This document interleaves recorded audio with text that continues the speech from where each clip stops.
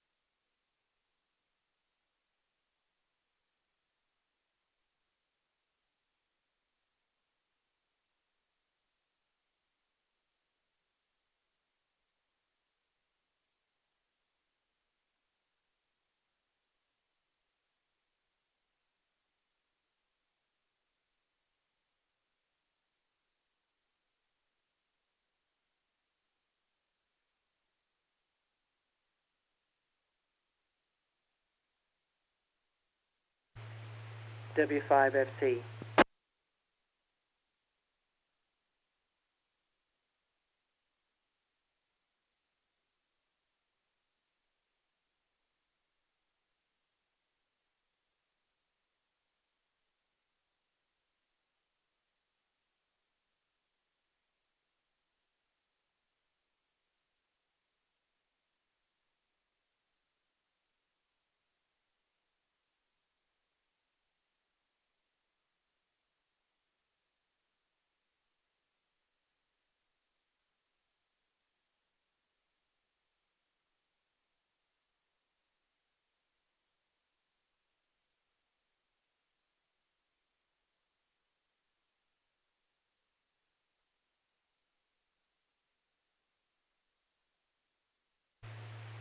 Mr. Chairman, I need to make myself very clear. If we uplink now, Skynet will be in control of your military. But you'll be in control of Skynet, right?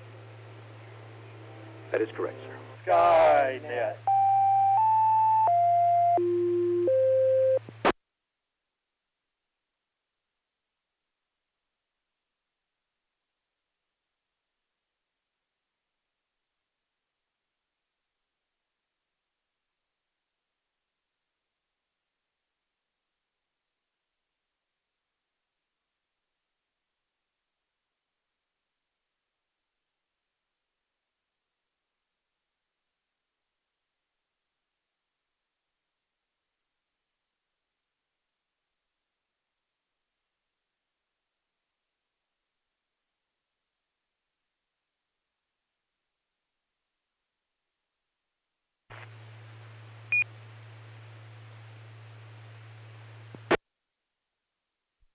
It is indeed time for Skynet. Does anyone need to use the repeater before we begin?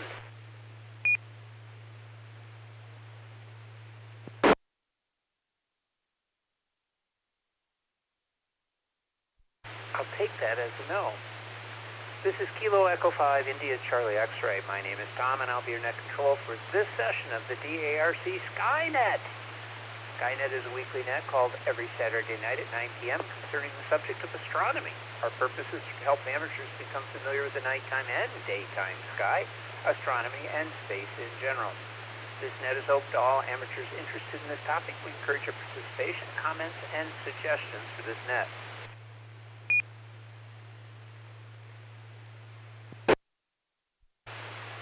Stations with priority or emergency traffic may enter the net at any time by using the # break in your call sign. Is there any emergency or priority traffic? Please come out.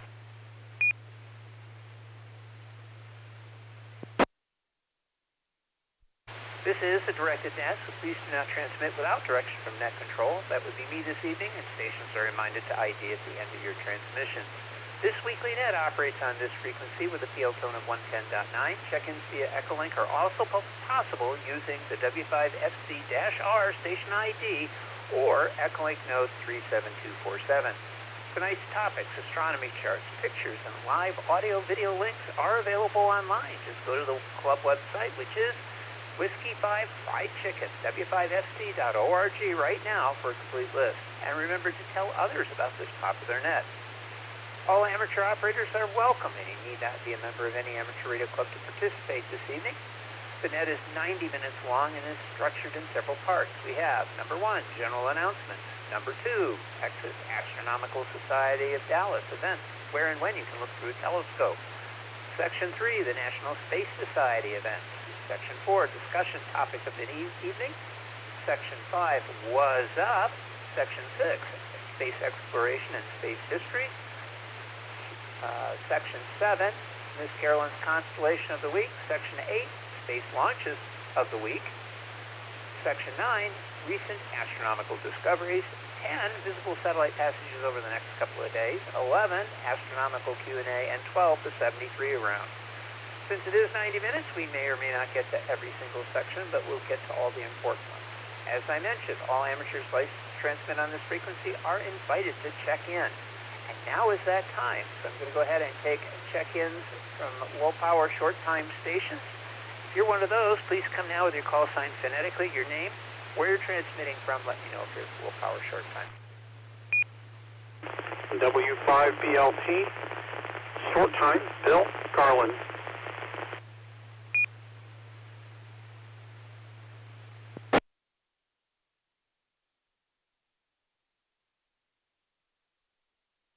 This is Whiskey 5 Golf Uniform Sierra Gus, far northeast Dallas, low power.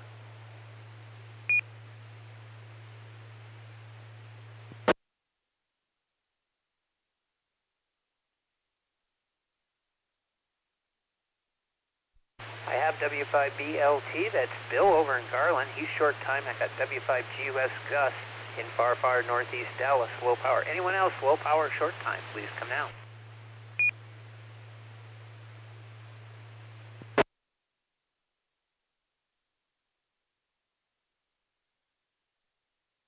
Okay, hearing none, I'll ask either of those two stations if you have anything for the net. Now would be a good time in case you disappear into the ether. If you have something for the net, please come with your call now.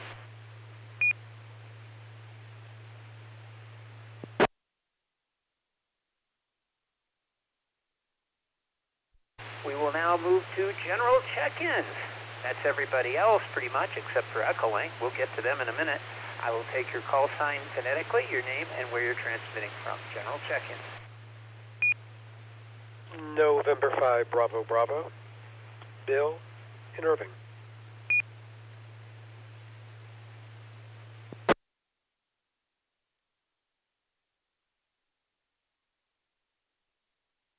Kilo 5 Zulu Bravo Lima, Bill, Farmers Branch.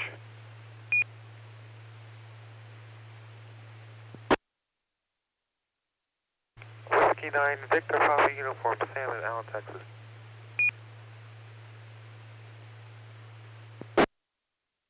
India 5 Uniform Kilo Echo, Joe in Carrollton.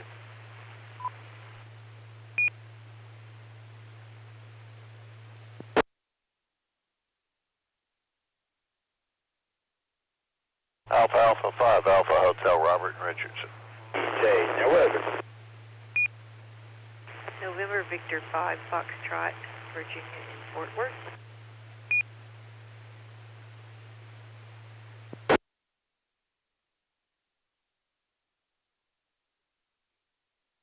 Kilo Foxtrot 5 Juliet Hotel Alpha, Chaz in Mesquite. Whiskey Bravo 5 Oscar Zulu Lima, Brendan DeSoto.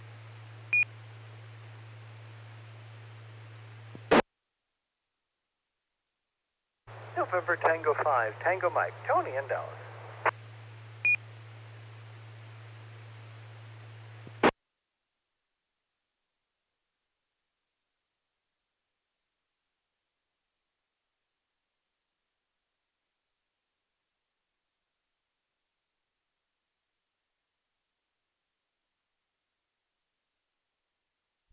All right, well, we've got a few started here. Let me get whom I picked up. There may have been a double and it may have resolved, but here we go. I've got N5BB, Bill in Irving, K5ZBL, Bill in Farmers Branch, W9VPU, that's David, he's on Echo, no, he's not on Echo Link, that's another one. W9VPU, that's David and Allen, K5UKE, that's the Echo Link guy, that's Joseph, I think he said Dallas, but I've got you checked in. AA5AH, Robert Richardson, NV5F, Virginia, and Fort Worth. KF5BZW, that's Jay near Weatherford. KF5JHA, Chaz in Mesquite. WB5OZL, Brenda in DeSoto. NT5TM, Tony in Dallas. I'll take additional check-ins. Please come now.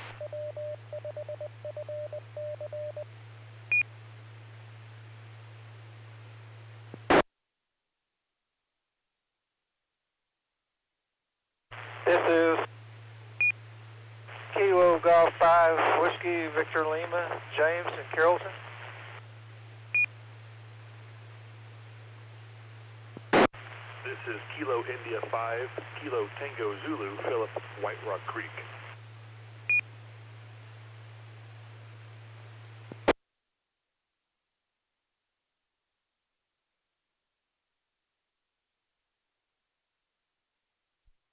Okay, we picked up two more. I've got KG5 Whiskey Victor Lima, that's James in Carrollton.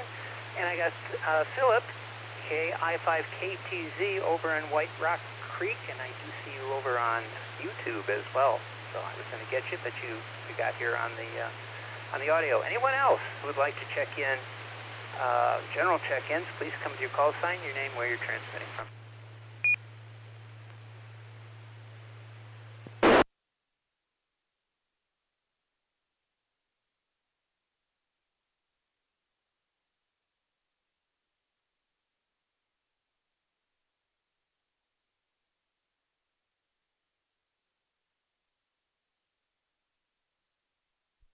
All right, I will go ahead and take check-ins from Echolink. Echolink only. I think most are checked in, but not everybody, so I'll give you extra time. Echolink only, please come now with your call, your name, and where you're transmitting from.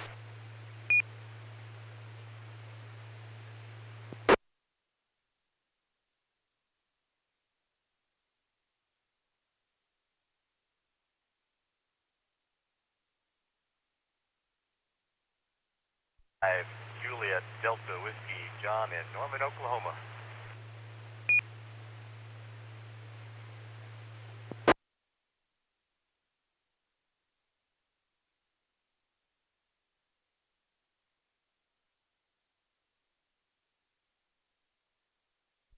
I've got K5JDW John in his palatial home in Norman, Oklahoma, his second home. He has two, by the way.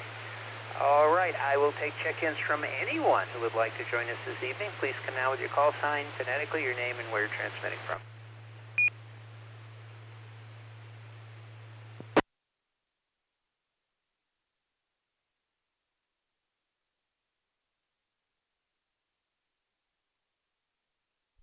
Okay, it's a little slow on check-ins, but I suspect it'll pick up in a little bit. So we'll go ahead and get started.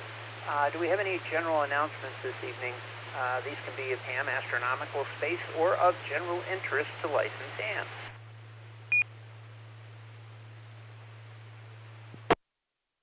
NT5TM.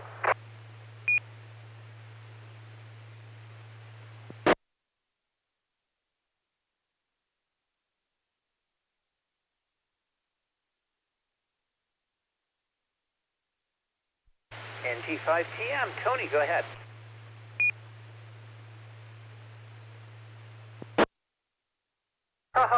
You should see what our house looks like now. I can hardly sit down for the pile of ferns. There is a freeze warning.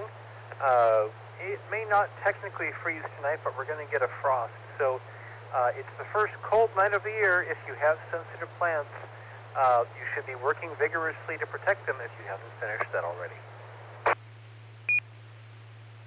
Of course, you know, there's a lot more fun stuff going on in the world of amateur radio. We do have an after-school net coming up at 10:30 p.m. Apparently, the Adventures of Briscoe County Jr. is more interesting than I knew, but I've been dragging ferns inside and couldn't see it. Perhaps you did. Join us here on this repeater tonight at 10:30 p.m. and we will discuss the adventures of Briscoe County Jr., Season 1, Episode 1. Perhaps it was pretty good.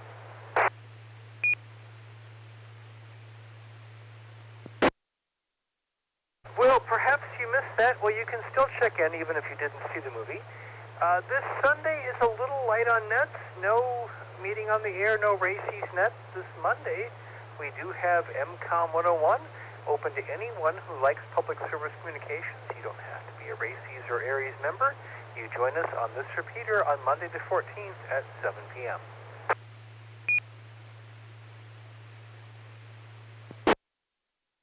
And finally, I'd like to remind everyone that Thanksgiving Day is sneaking up on us fast. Whoosh goes the time. Thanksgiving will be here in just a couple of minutes. That's how time goes. If you'd like to volunteer to help with a great public service event to support the Dallas YMCA, head over to w5fc.org and sign up to participate in Turkey Trot. You'll be glad you did. It's a lot of fun, and they always need more people. NT5TM, back to net. Keep warm.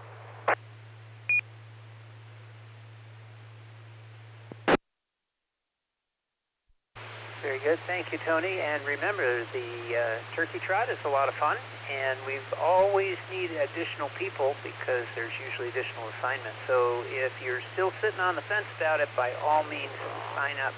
Go to w5fc.org. You'll find the sign-up page at the very top, and then you can go ahead and join. If you've never done a public service event, this is a great one and a great opportunity to see what's going on. You'll also be placed in some interesting places to set up. You'll be in the middle of everything. So if you've not done it, try it out. It's been a lot of fun. Okay, let's see. Next up is, hold on.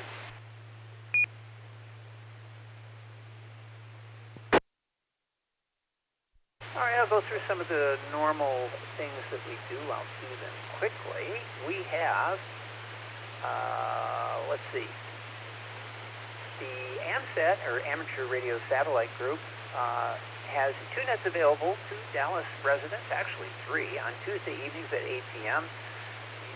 Central Time. You'll need an Echolink installed, and you registered on Echolink. You find it under Groups and AMSAT. Also, there's a live audio link that's available on their website, which is amsatnet.com. This net originates in Houston, Texas, and that is the home base for AMSAT. So it's very informative and brings out a lot of very good information. But we have a local one as well. Dallas AMSAT Net East, Dallas Fort Worth, Texas, is Tuesday at 8 p.m. on this repeater. Tom, N5HYP is the net control, are welcome to check in. Unless it's the first Tuesday of the month and DARC clubs meet nights, then there's no AMSAT net because Tom is usually attending the meeting. Let's see, we also have, if you missed the one on Tuesday, there is one on Wednesday. Again, it's ditto everything because Tom will be doing that.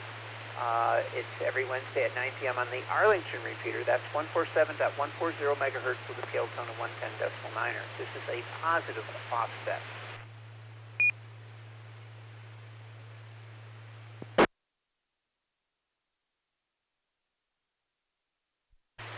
Next up, we have all the DARC nets. I'll go through them very quickly. On Monday evenings, we have a rotating cavalcade of nets starting at 7 p.m. The first net is, on the first week, is net type. Geez, I can't talk this evening. It's Ham Fixin's net. We all know that hams not only love to eat, but they love to cook, too. So come by for cooking tips and ideas and anything that you may have. It's a lot of fun. 7 p.m.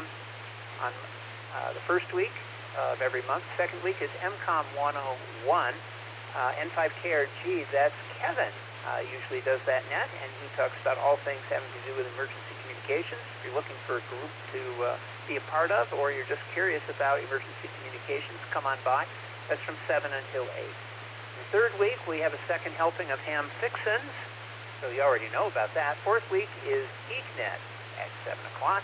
GeekNet, we expand beyond just amateur radio, but of course we do talk radios too. And there's a lot of interesting trivia and information and news stories and everything else. Come by for that one. That's usually that's handled by Tony, NT5PM, who we just heard a few minutes ago. And if there's a fifth week, we have what's called a surprise net. We told you what it is. It wouldn't be a surprise. On-air participation is encouraged. And the last one we did was this in October, and it was Name That Line. Where did it come from? So it's always something new. So I think you'll find it fun. On Fridays, we have Third City simulation at 8 p.m. That net has, I've got it right here. Learn about emergency communications via CERT trained amateur radio operators. Melissa, KI5CRH is the net control. Visit the most disaster-prone city in the universe every Friday. Third City, all are welcome. And of course, on Saturdays, we have the Night of Nets. We start with TechNet at 7 o'clock until 8 o'clock. All things technical about amateur radio. Then Skynet, which is what you're listening to here. And then finally, the Afterglow Movie Net, which I'll be telling you about in just a minute. On the first and third Sundays, the Dallas Amateur Radio Club meeting on the air, or MODA, is here at 7 o'clock, goes to about 8 o'clock. Daily, we have the ARRL National Traffic System Training Net. That's every day, or every night, I should say, at 6:30 p.m. Central Time. All are welcome to check in on any or all of these nets.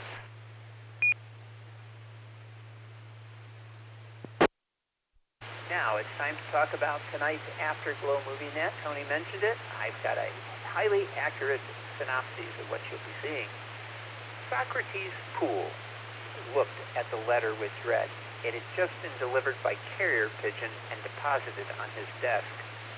He opened the small vial containing said letter and saw his contemporary and competitor Artemis Gordon, who had sent a note chock full of new inventions.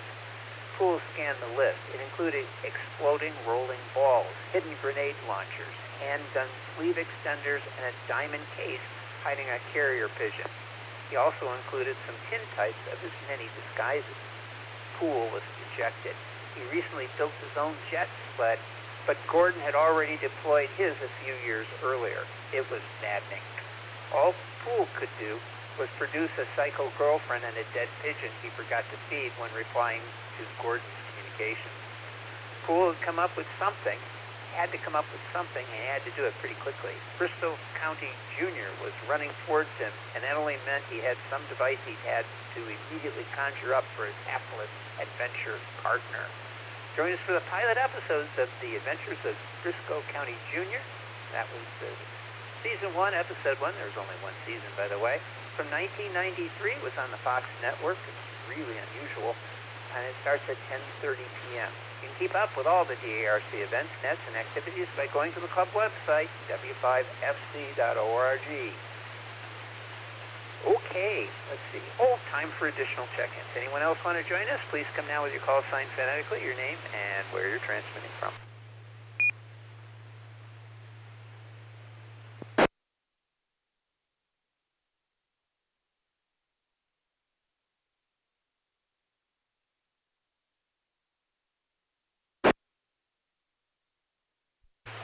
People are so shy tonight. Oh, we'll find them and get them out here. Let's see. Texas Astronomical Society of Dallas event. Where and when you can look through a telescope. I'm going to call on Chaz, KF5JHA. Do you have any information from TAS tonight? Yes, I do. And just to let you know, we've been talking about cats over on Echolink. We're talking about the computer cats, not Bob the cat. Anyway, the next Texas Astronomical Society of Dallas club meeting will be held on Friday, November the 18th. That's in 6 days. And the meeting will be held at 7:30 p.m. in person at the University of Texas at Dallas, and also will be held on Zoom. It's a hybrid meeting. The featured speaker is Robert Reeves, and his topic will be about the moon because he's an excellent photographer of the moon. And the Saturday night public observing sessions have begun again. I'm not sure if there's one taking place right now, but if there is one taking place right now, if there's a ham radio operator at that site, Would they like to make a report? Come now with your call sign if you'd like to make a report from the TASS Observing program tonight.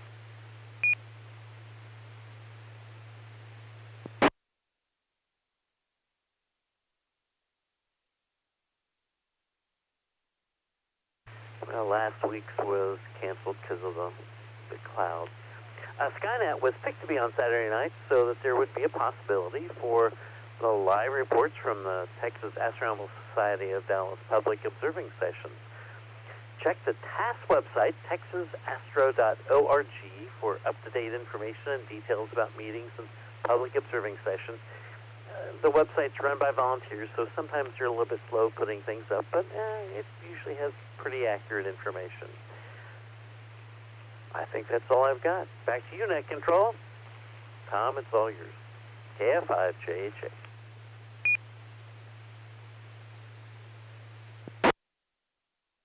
Very good. Thank you, Jess. Anybody need any fills or have any questions, please come with your call.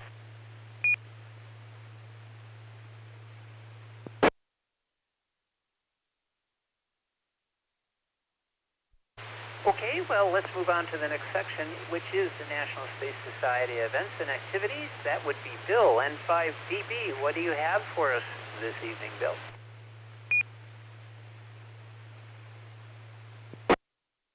Thank you, Tom. This is N5BB. I happen to be the membership director and member at large for the North Texas chapter of the National Space Society, a nonprofit group that popularizes the activities of humans in space. Our meetings are on the second Sundays of every month, normally. And so our November meeting is going to be tomorrow, November the 13th, at 3:30 p.m.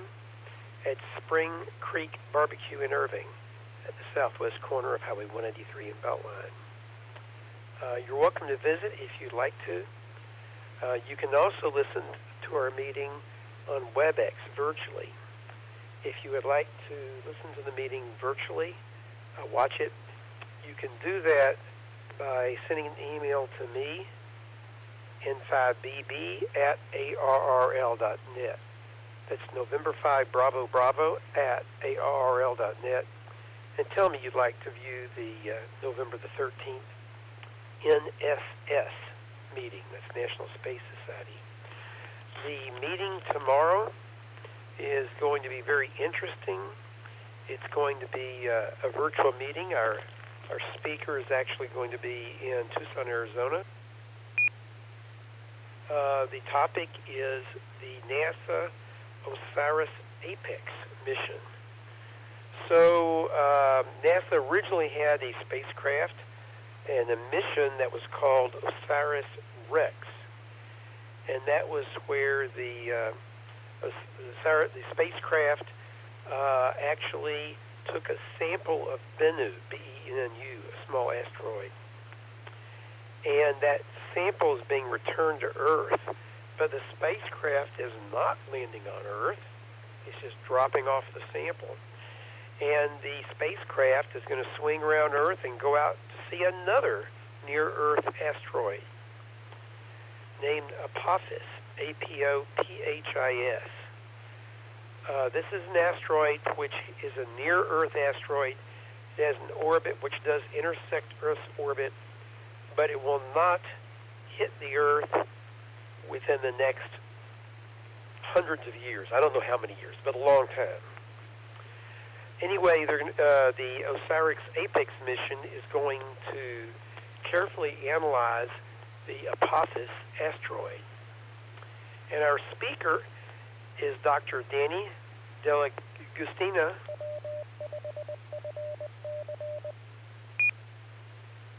That's Dell'Agostina. Dr. Dell'Agostina is an assistant professor at the University of Arizona in Tucson. And she is the image processing lead scientist for NASA's OSIRIS-REx sample return mission, and also the new mission which is called the Osiris Apex. So it should be very, very interesting. Again, that's tomorrow at 3:30 p.m. We'll be meeting at Spring Creek Barbecue in Irving. Or you can send me the email, and I will invite you. Don't wait until tomorrow afternoon to send me an email for an invitation. I won't be looking late tomorrow afternoon. You got to send me the email tonight or early tomorrow morning, or I won't be seeing your email. Okay. But the big event that's going to be coming up for National Space Society, this is in 5BB Friday.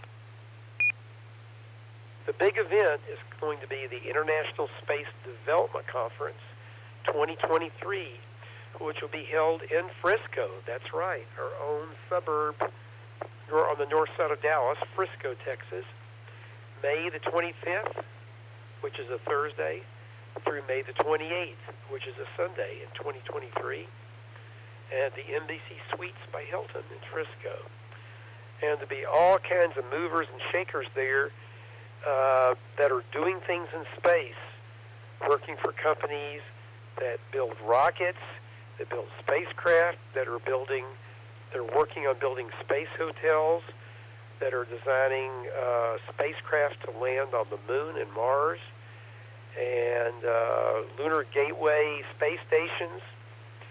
And there will be discussion of what you eat in space, what you might eat on a mission to Mars, how you might survive radiation on a mission to Mars. All these kind of serious topics about humans in space and other kinds of robotic space missions will be discussed at the International Space Development Conference, which does have people visiting from all around the world. And yes, there will be astronauts and other scientists and well-known people there. Okay, and if you're a member of the National Space Society, you get big discounts for attending the conference, because the conference costs a significant amount of money to be funded, because it has to be funded from the people who are attending, and there's dinners. Okay, that's all I've got, Tom. This is N5BB. Thank you.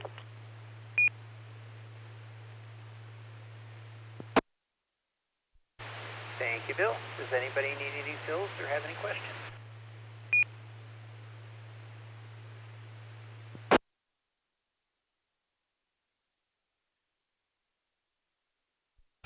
All right, since I'm net control, I also get to pick the discussion topic of the evening, and I decided on, since I saw some things across Facebook, is the flight of Gemini 12, which took place November 11th through 15th of 1966.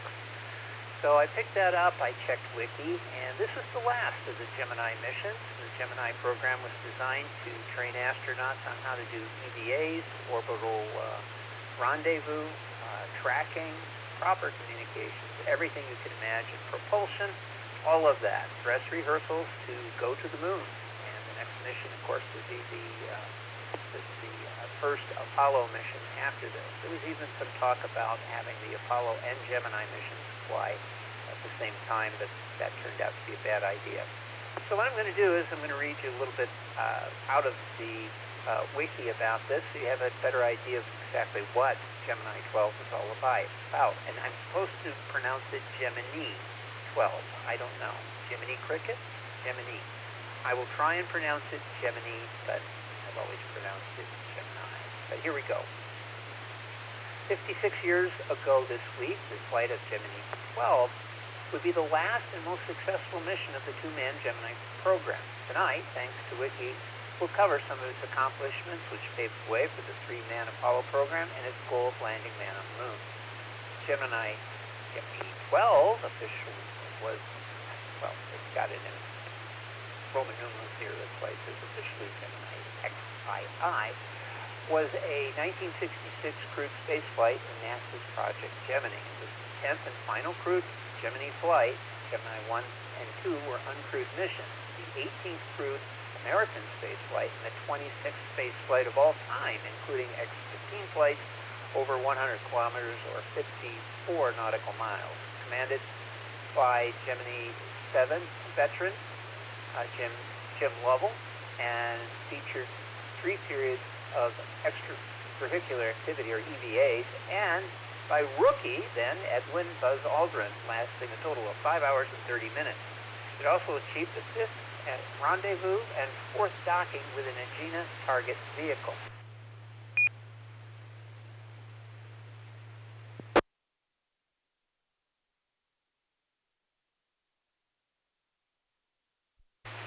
Gemini 12 marked the successful conclusion of the Gemini program, achieving the last of its goals by successfully demonstrating that astronauts can effectively work outside of a spacecraft. This was instrumental in paving the way for the Apollo program to achieve the goal of landing man on the moon by the end of the 1960s.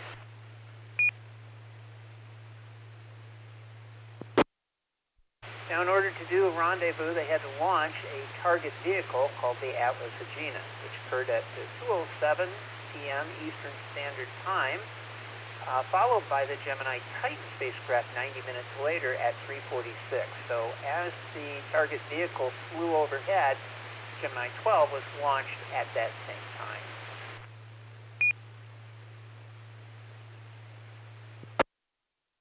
All launch vehicle systems performed nominally during powered flight, but at staging there was a recurrence of a first stage oxidizer tank rupture, first seen on Gemini 10's launch.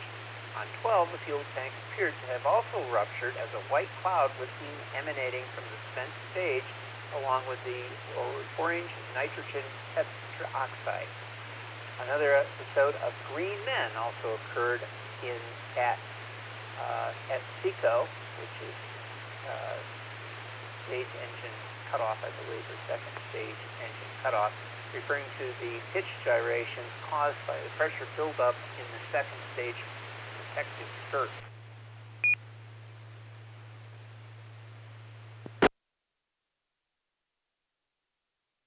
At the completion of Gemini 11, the program still had not demonstrated that an astronaut could work easily and efficiently outside the spacecraft. Prior to the Gemini 12 missions, other astronauts from previous missions attempted EVAs.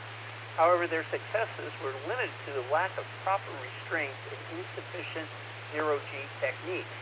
In preparation for Gemini 12, new improved restraints were added outside the capsule, and a new technique, underwater training, was introduced, becoming a staple for future spacewalk simulation. The main purpose of this mission was to find and test new ways to work outside the spacecraft safely and effectively. Aldrin's 2-hour, 20-minute tethered spacewalk, where he photographed star fields, retrieved a micrometeorite collector, and did other chores, at last demonstrates the feasibility of extracurricular activity. 2 more stand-up EVAs, Two more stand-up EVAs also went smoothly, as did the, by now, routine rendezvous and docking with an Agena, which was done manually using the onboard computer and charts when a rendezvous radar failed. The climb to a higher orbit, however, was canceled because of the problem with the Agena booster.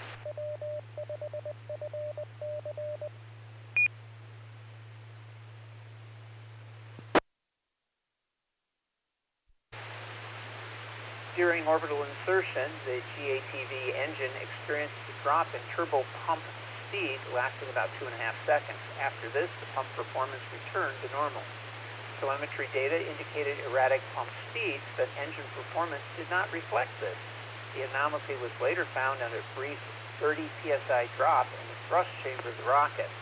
The mission planned for an orbital maneuver into a higher orbit, but the drop in pressure raised some concern. Ground controllers decided not to risk the planned orbital boost maneuver since the exact reason for the pump slowdown was unclear. Following Gemini 12's re-entry and during the GATV's 63rd orbit, they attempted to fire the propulsion system, but a stuck fuel valve prevented the engine start from occurring.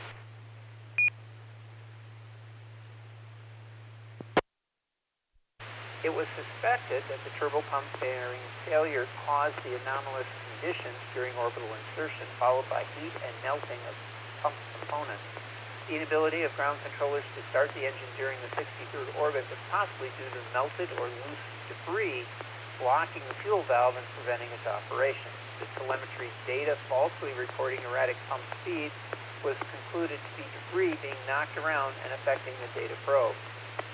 In the 1994 book and documentary Moonshot, as well as the 2008 documentary When We Left Earth, the NASA mission credits the spacewalk innovations, including the underwater training to Aldrin himself. Gemini 12 was designed to perform rendezvous and docking with the Aegina target vehicle, to conduct 3 extravehicular activity operations, to conduct a tethered station-keeping exercise, to perform dock maneuvers using the Aegina propulsion system to change orbit, and to demonstrate an automatic re-entry.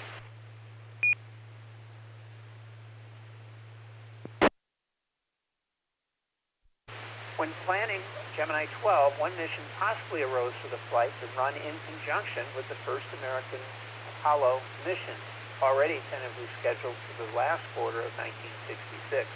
By May of 1966, delay in making Apollo ready for its flight and the extra time needed to incorporate compatibility with the Gemini made it that impractical.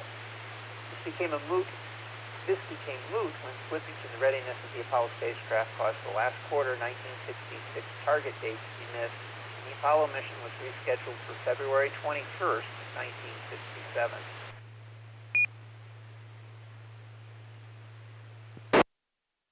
And then finally, Gemini 12 splashdown. The capsule was controlled on re-entry by computer and splashed down 4.8 kilometers from its target. The crew were taken aboard the aircraft carrier USS Wasp. The Gemini 12 mission was supported by the following U.S. Department of Defense resources: 9,775 personnel, 65 aircraft, and 12 ships.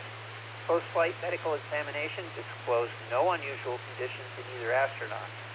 Both were slightly exhausted and dehydrated due to problems with the spacecraft's water supply system, forcing them to reuse their fluid intake on the last day of the mission, and Lovell had a mild case of pink eye.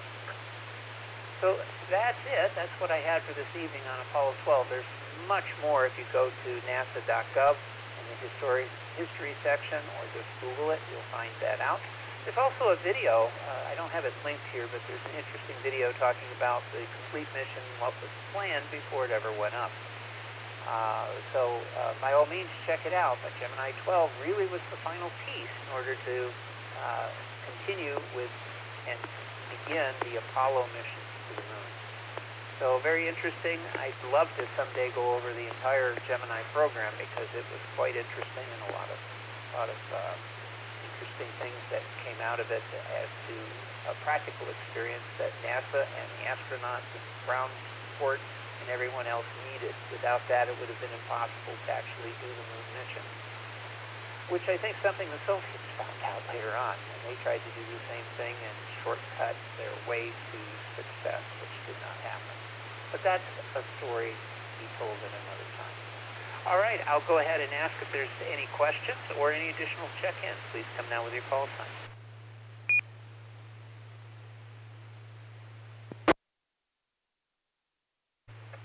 Kilo Bravo 9, Sierra Oscar Kilo, Sean in Fort Worth. Just checking in.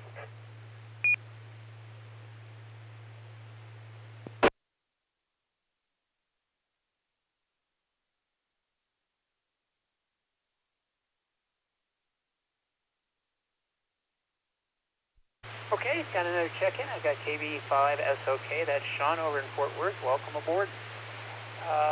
Let's see. I'm going to check Echo Link. No, we're good there, I think. Let's see here. Now, let's move on to the next section, which would be Chaz, KF5JJ. What's up, Chaz, from KE5ICS?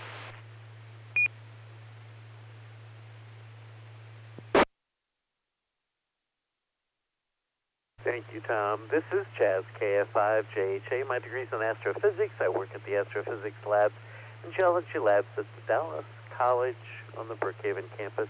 And we do call this segment of Skynet What's Up. I hope my mouth works for the rest of this. Slide Master, that would be our net control tonight. Tom, Slide Master, slide number 2. On November the 8th, the moon was full, and there was a total lunar eclipse. for me here in Mesquite, it was clouded out. So the current phase of the moon is a waning gibbous.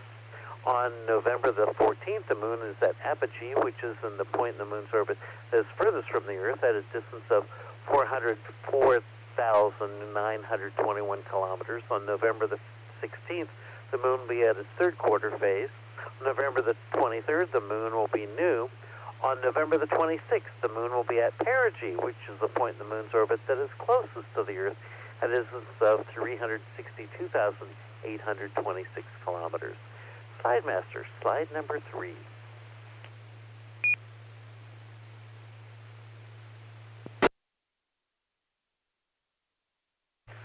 On November the 3rd, the month of November, the month of November has had 3 minor meteor showers, and we'll have 1 major meteor shower. The northern toroid meteor shower peaks tonight with about 5 meters per hour. The famous Leonid meteor shower will peak on the night of November the 17th and 18th with between 20 to 50 meters per hour. Now, in the year 2032 or 2033, the Leonid meteor shower could produce over 1,000 meteors per hour. The Alpha Monocerid meteor shower will peak on the night of November 21st with around 5 meters per hour, but it could have a spike of up to 400 meters per hour. That's unpredictable. The November Orionid meteor shower will peak on the night of November the 27th, 28th with a handful of meters per hour.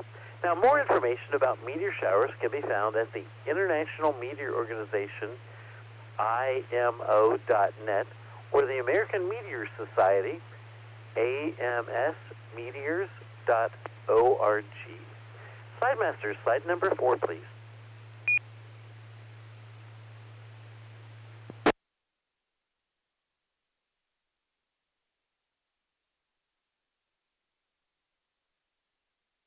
On November the 20th, you can find very low in the southwestern evening sky, Venus and Mercury in conjunction. Yes, Venus has been in the morning sky for many months.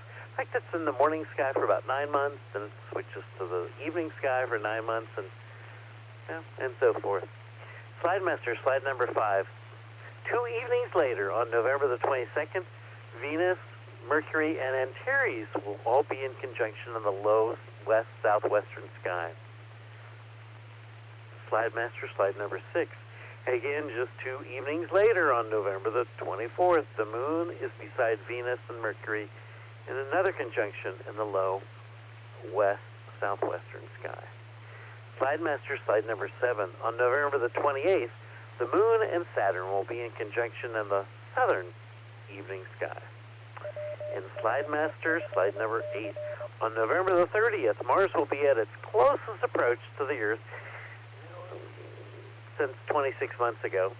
On December the 7th, Mars will be at opposition, which means it's 180 degrees away or opposite the Sun in the sky.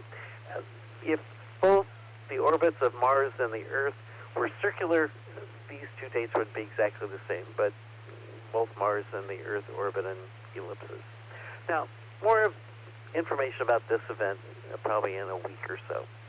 This is KF5JJ, and this is Skynet. Slide Master, slide number 9.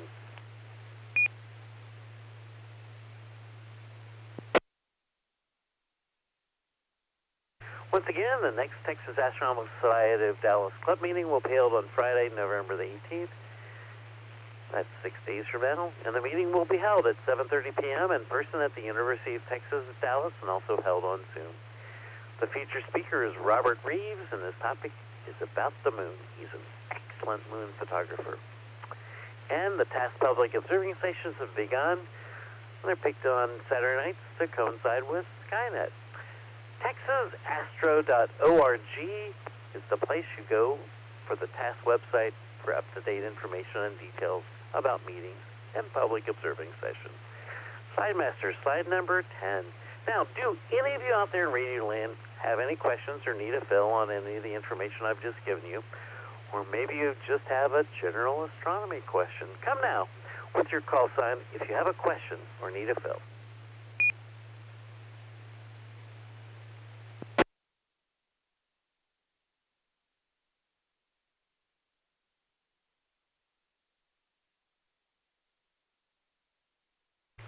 hearing nothing. So as the moon wanes right now, so do these words for this segment of Skynet. Stay safe, keep well, pray for our world. It's the only one where humans live. And until next time, well, actually I'll be doing another segment on Skynet in a few minutes. Keep looking up so you know what's up. And this is KF5JJ, back toward net control. That would be Tom, KE5ICX.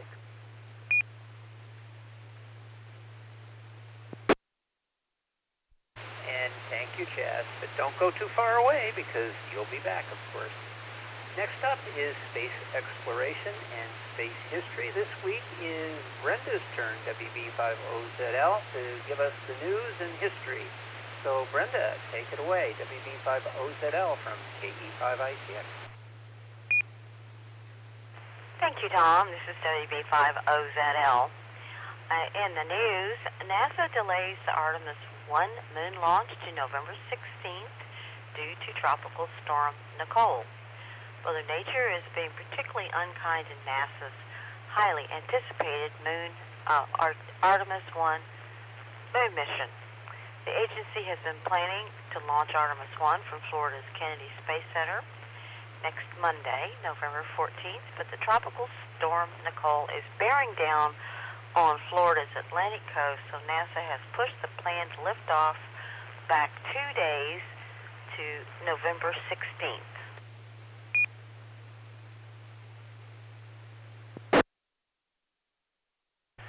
And the JPSS launch, and Atlas V successfully launched a polar orbiting weather satellite and a recently and re-entry technology demonstrator on the final flight of the vehicle from California. The United Launch Alliance Atlas V 401 lifted off from Space Launch Complex 3 at Vandenberg Space Force Base in California at 4:49 a.m. Eastern, November 10th. Problem loading liquid oxygen in the rocket's Centaur upper stage delayed the liftoff by 24 minutes, two-thirds the way into the 36-minute launch window. The Centaur upper stage deployed the mission's primary payload, the Joint Polar Satellite System, or JPSS, two satellites, 28 minutes after liftoff, placing it into a sun-synchronous orbit at an altitude of approximately 800 kilometers. Spacecraft made contact with controllers shortly after deployment. However, NASA reported nearly 3 hours later, after liftoff, they had yet to receive telemetry on that solar array deployed as planned. 2 is the planned polar satellites in the JPSS program and weather for the National Oceanic and Atmospheric Administration. PSS-1, built by 17, is in it as NOAA older satellite.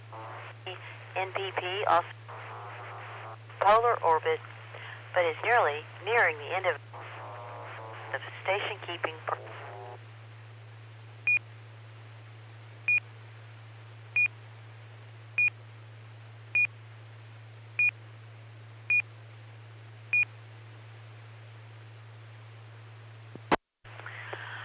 A black hole announces itself to astronomers by violently ripping apart a star. A hitherto undiscovered black hole announced its presence to astronomers when it ripped apart and devoured a star that wandered too close to it.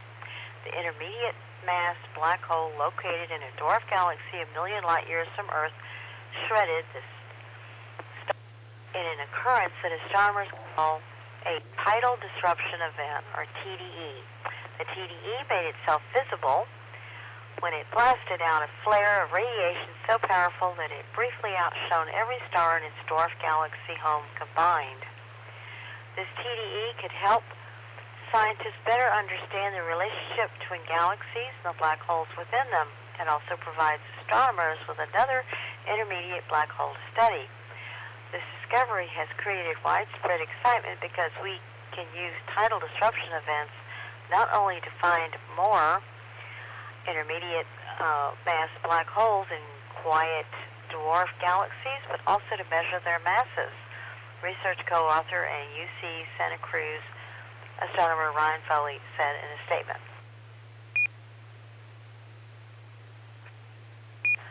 And if you lived in Titusville, you might have been awakened this morning by a sonic boom, because the X-37B orbital test vehicle concluded its sixth successful mission and came home and landed. The X-37B orbital test vehicle 6, OTV-6, the U.S. Space Force's unmanned reusable spaceplane, successfully deorbited and landed at NASA's Kennedy Space Center shuttle landing facility on November 12th. That's today, 2022, at 5:22 a.m.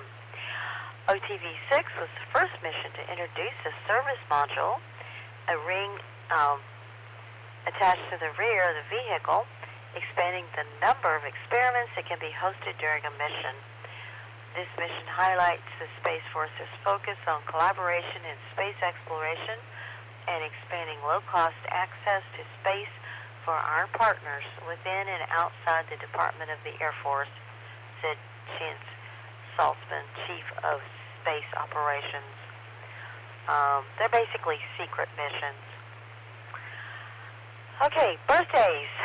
Margaret Ray Seddon, November 8th, 1947. STS-51D, 40 and 58. Edward Gibson, November 8th, 1936. Skylab 4.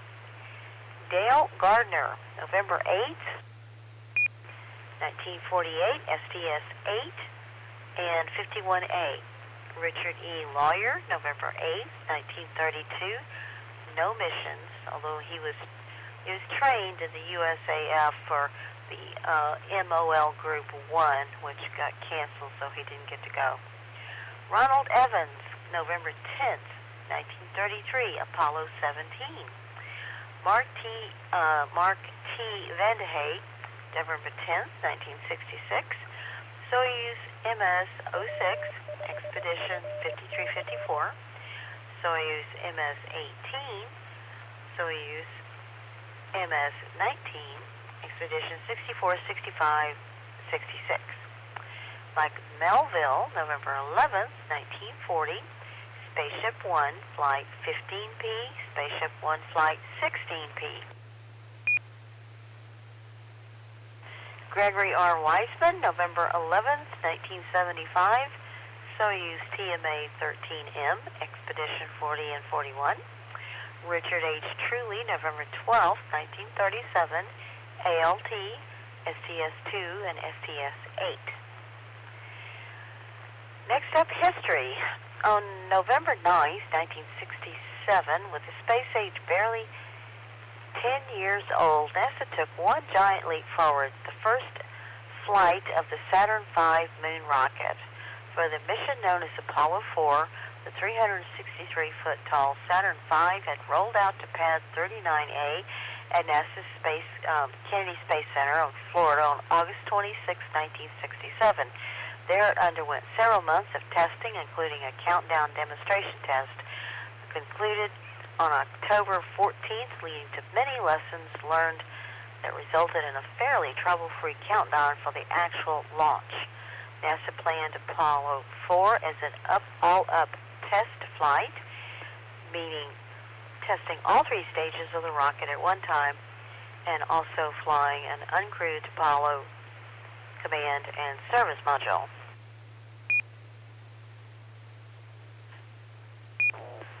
Years ago, STS-5, Columbia's first satellite deploy mission.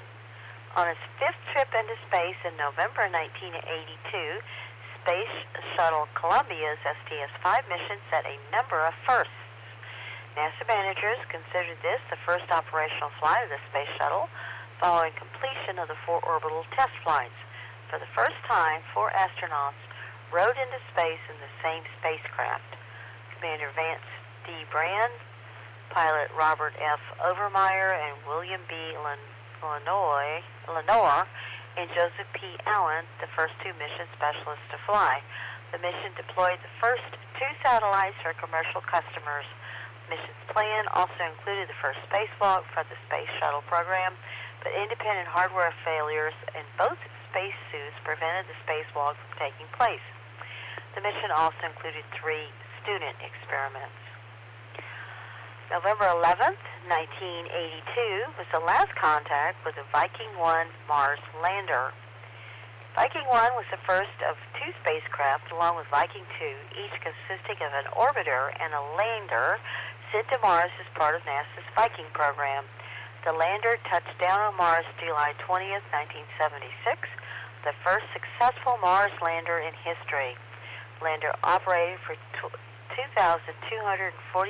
sols, or about 2306 Earth days, or 6 Earth years, until November 11th, 1982, when a faulty command sent by ground control resulted in loss of contact. The command was intended to uplink new battery charging software to improve the lander's deteriorating battery capacity, but it inadvertently overwrote data used by the antenna pointing software. Attempts to contact the lander during the next 4 months based on the presumed antenna position were unsuccessful. Okay, back to net, WB50ZL.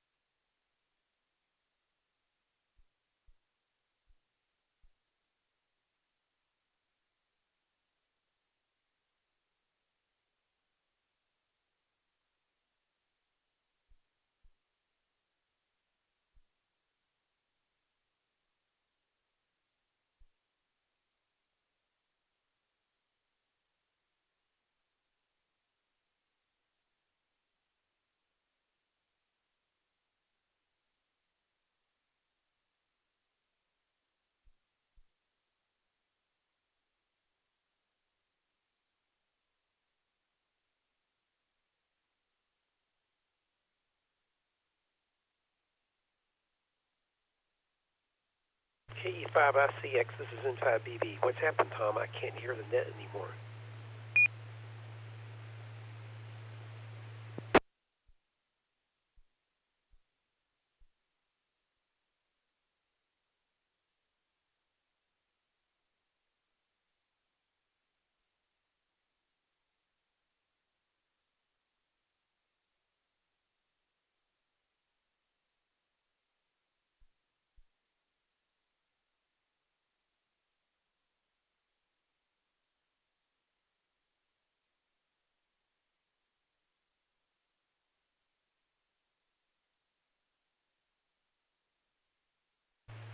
This is a Whiskey 9 Victor Papa uniform. I don't know if this is a problem on my end or not, but I am now unable to hear the net.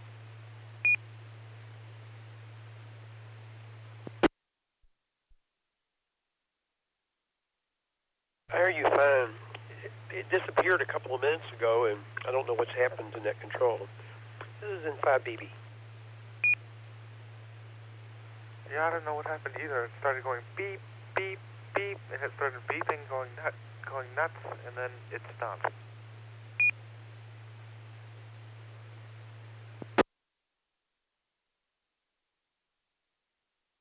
Tell you what, this is KF5JHA. I was the next segment up anyway.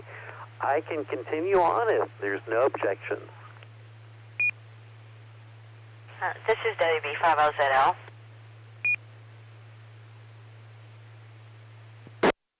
Brenda, go ahead. Tom has asked me to take over the net while he gets things straightened out, so I'm going to turn it over to you, Chaz, KF5JHA, for Miss Carolyn's Constellation of the Week. Sounds like a plan, Brenda. Thank you so much. Miss Carolyn's Constellation of the Week is named in honor of Silent Key Carolyn, KC5OZT. Carolyn contributed to Skynet each week almost from its beginning in 2012 till May of 2019 with a detailed look at one particular constellation each week. Since there are about 52 easily visible constellations seen in North Texas throughout the year out of the 88 total constellations, so Miss Carolyn covered the entire sky as seen over North Texas in a year. In her honor, we've continued the tradition of a constellation per week and named this segment after her. Miss Carolyn's Constellation of the Week this week is Cepheus, the king. Now let me refresh you with the myth surrounding Cepheus. Cepheus's wife, Cassiopeia, was a very vain woman. Once she boasted that she was more beautiful than the Nereids, the sea nymphs. One of them was the wife of the sea god Poseidon, which angered Poseidon and the sea nymphs, who then Poseidon sent a sea monster represented by the constellation of Cetus to ravage the coast. Some versions of this story says that Cassiopeia bragged that her daughter Andromeda was more beautiful than the sea nymphs. Cepheus turned to an oracle to find advice to prevent the other disaster of the sea monster. And the oracle told him that the only way to appease Poseidon was to sacrifice his daughter Andromeda to the monster. Desperate, Cepheus and Cassiopeia did this, leaving their daughter chained to the rock for Cetus to find. Luckily, the hero, Perseus, came flying by on a winged horse, Pegasus. Well, that's in downtown Dallas now. And he found the princess, rescued her, and killed the sea monster. Later, he married Andromeda and, of course, lived happily ever after. All 6 of the main characters in this story are constellations. Slide Master, if you can hear me, Slide Master, slide number 13, the jokes of the week.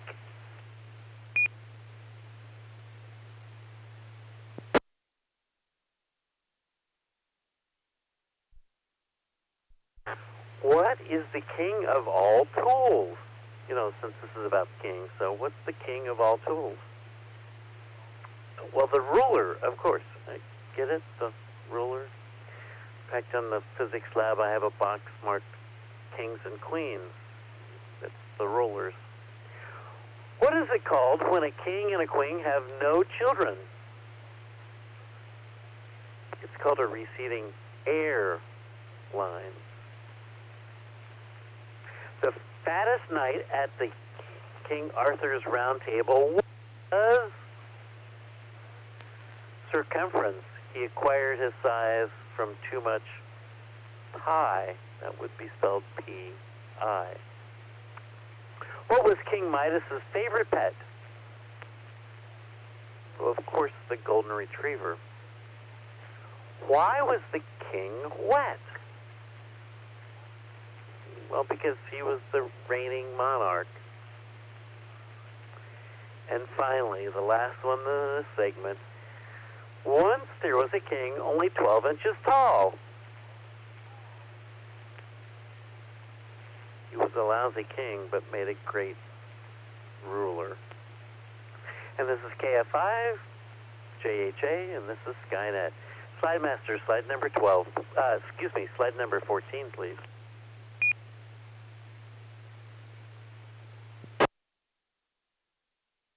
Delta Cepheus serves as the prototype of a class of stars known as the Cepheid variable stars, or just Cepheids. The brighter the star, the longer its period of variability. Delta Cepheid variables in luminosity, and they vary in luminosity and spectral type, resulting from their pulsation of the star itself. The star's spectral values vary from F5 to G3 over a period of 5.36634 days. That's 5 days, 8 hours, 47 minutes, and 32 seconds. A Cepheus variable is a pulsating variable that has a definite relationship, as I said, between its pulsation and its actual luminosity. This is important because we can calculate its actual luminosity once we have timed its pulsation rate. Then we compare its apparent luminosity, as seen from the Earth, and its actual luminosity, and from this, we can determine the distance of the star. Delta Cepheid itself has been computed to have just over about 1,000 light years in distance. Now, it's a double star. It's very easy to split at low power. The fainter the member appears to have a slightly different color than the primary, with the primary being a pale yellow, and the companion being slightly bluish green. It reminds some of people of Albireo and Cygnus, but it's not nearly as contrasty. Like Albireo, the two stars Delta Cepheus are generally believed to be true physical pair, even though there's no orbital motion being observed. But both share the same proper motion. Another star, Gamma Cepheus, noted for the fact that due to its precession of the Earth, will become our pole star in about 2,000 years. In a telescope, Gamma looks white with a faint tinge of yellow in color. Mu Cephei, the garnet star, was so named by Herschel, who noted that its red color. To honor the discoverer, many refer to this as Herschel's garnet star. This star looks noticeably red or orange, even in a finer scope. Through the main scope, it is reddish-orange in color. This is a good reason, as Mu is perhaps the reddest star visible to the naked eye from the northern latitudes. It is a red supergiant star and is irregular variable. In these respects, it is similar to Betelgeuse, or Betelgeuse, depending on how you want to pronounce it, which is also an irregular variable red star. We've talked about its variability recently. However, it's believed to be a much longer variable than Betelgeuse, which is larger than Mars' orbit. As the Hutchinsons write in the spectrum, about 22 astronomical units in diameter, if Mu were plopped into our solar system, it would extend out beyond the orbit of Saturn. That's a big star. Slide master, slide number 15.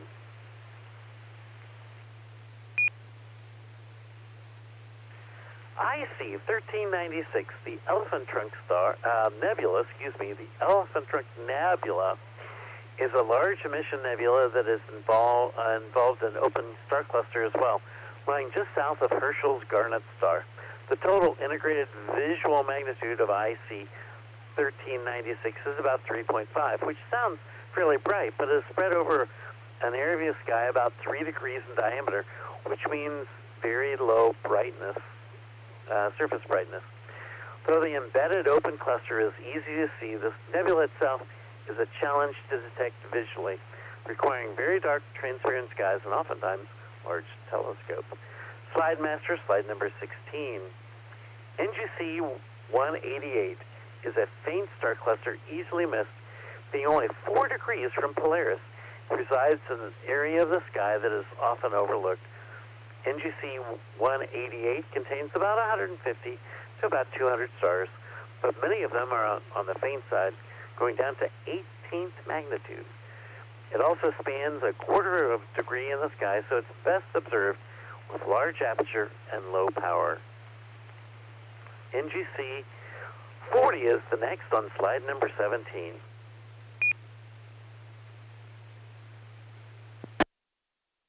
It is also known as the Bow Tie Nebula, a planetary nebula so named because of the structures within it resemble the shape of a bow tie.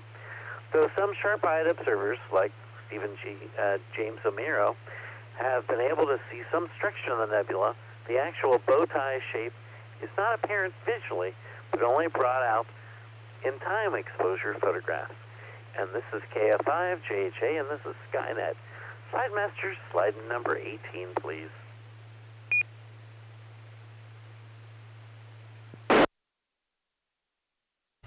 There's a few more Astronomical League observing program objects in the constellation of Cepheus the King.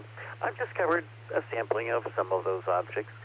The Astronomical League has, at last count, 75 different observing programs, most of which have around 100 objects. If you observe just 10 different objects in an observing program each month, then you can earn an observing certificate and a pen in about a year. Slide Master, slide number 19, and that is Miss Carolyn's Constellation of the Week, Cepheus the King. I want to thank my friends Dave Hutchinson and Dennis Harwell for the research and words on deep sky objects that I've used, borrowed, and I steal from them for every Skynet. I also at times use the website constellation-guide.com for information. Now next time I'll take a look at Pegasus, the winged horse. Talked about it in the introduction to this. And this is KFI sending it back to our net control. I think that's Brenda right now.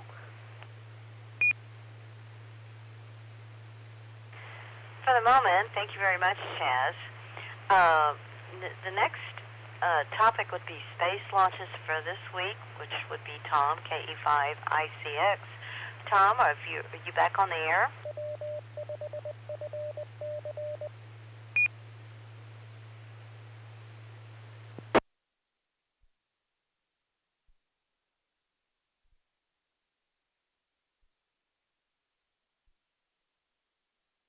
I guess he isn't. So I'm going to pause here to take additional check-ins. Please come now with your call sign, name, and location.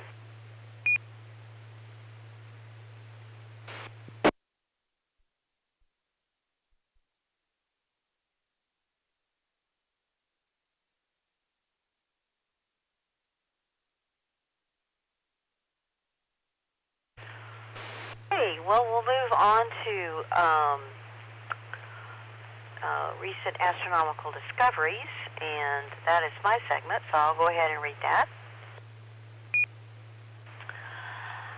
This is entitled Ultra-Thin Solar Cells Promise Improved Satellite Performance. Most space satellites are powered by photovoltaic cells that convert sunlight to electricity. Exposure to certain types of radiation present in orbit can damage the devices, degrading their performance and limiting their lifetime. In the Journal of Applied Physics by AIP Publishing, scientists from the Journal of Cambridge proposed a radiation-tolerant photovoltaic cell design that features an ultra-thin layer of light-absorbing material. When solar cells absorb light, they transfer its energy to negatively charged electrons in the material. These charge carriers are knocked free and generate a flow of electricity across the photovoltaic. Irradiation in space causes damage and lowers efficiency by displacing atoms in the solar cell material and reducing the lifetime of the charge carriers. Making photovoltaics thinner should increase their longevity because the charge carriers have less far to go during their shortened lifetimes. As low Earth orbit becomes more cluttered with satellites, it becomes increasingly necessary to use metal Earth orbits, such as the Molniya orbit that passes through the center of Earth's proton radiation belt. Radiation-tolerant cell designs will be needed for these higher orbits. Another application for radiation-tolerant cells is the study of other planets and moons. For example, Europa, a moon of Jupiter, has one of the most severe radiation environments in the solar system. Landing a solar-powered spacecraft on Europa will require radiation-tolerant devices. The investigators built two types of photovoltaic devices.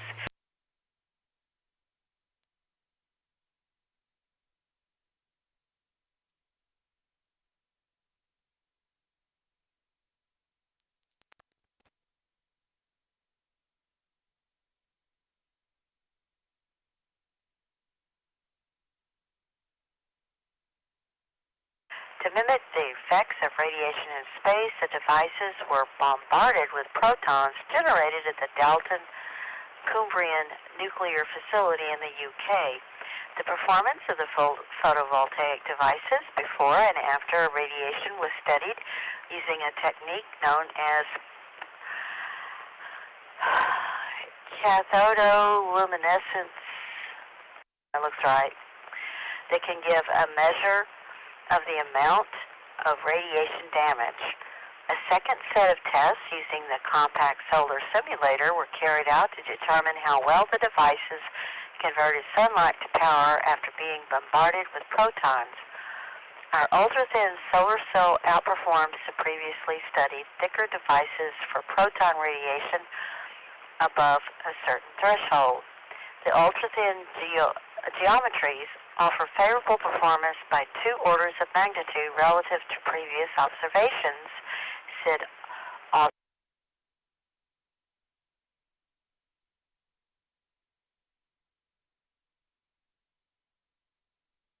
the authors long enough to travel between terminals in the device. Compared to thicker cells, nearly 3.5 times less cover glass is needed for the ultra-thin cells to deliver the same amount of power after 20 years of operation. This will translate to a higher load and significant reduction in launch costs. This article was from ScienceDaily.com. So this is WB5OZL. And I'd like to know, KE5ICX, are you back on the air?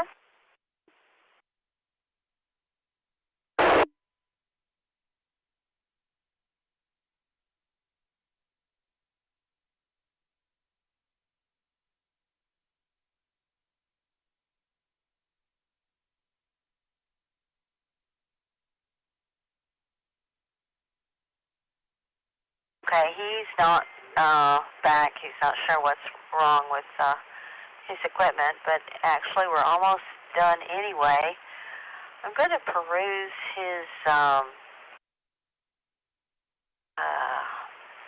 launches and see if there's anything that is just really needs to be talked about. On November 12th, a Long March 7 Tianzhu 5, launch time TBD. Chinese Long March 7 rocket will launch the Tianzhu 5 resupply ship to dock with the Chinese space station. The automatic cargo craft is the 4th resupply freighter for the Chinese space station, delayed to November 6th.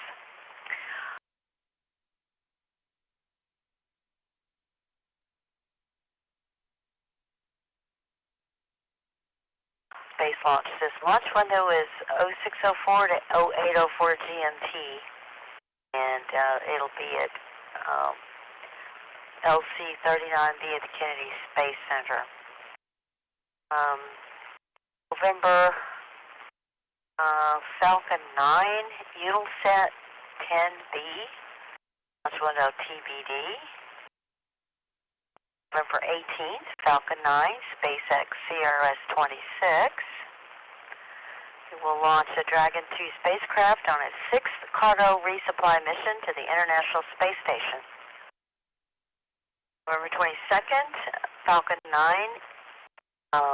in space mission 1, and launch time TBD. We'll launch the first commercial lunar lander for IS-Space, Japan-based company that competed for the Google Lunar X Prize and is now developing a series of robotic lunar landers. November 23rd, Vega C, Pleiades, Neo 5 and 6. An Ariane Space Vega C rocket will launch Pleiades, Neo 5 and 6 Earth observation satellites for Airbus. Let's see, I think that's about it.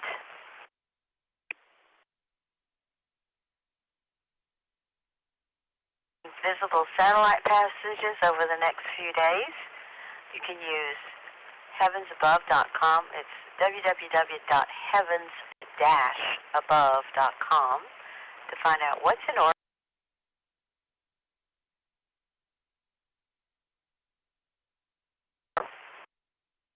And there's too much here to read, I think. go to the website. Looking at flyovers is tons of fun. Okay,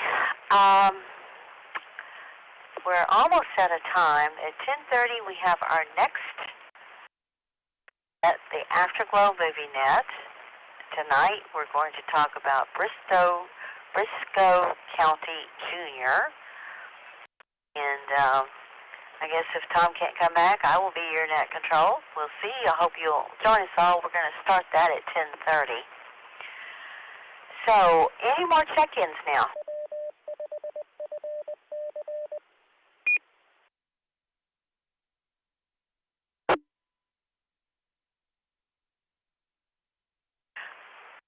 Okay, are there any remarks, questions, or does anyone need fills?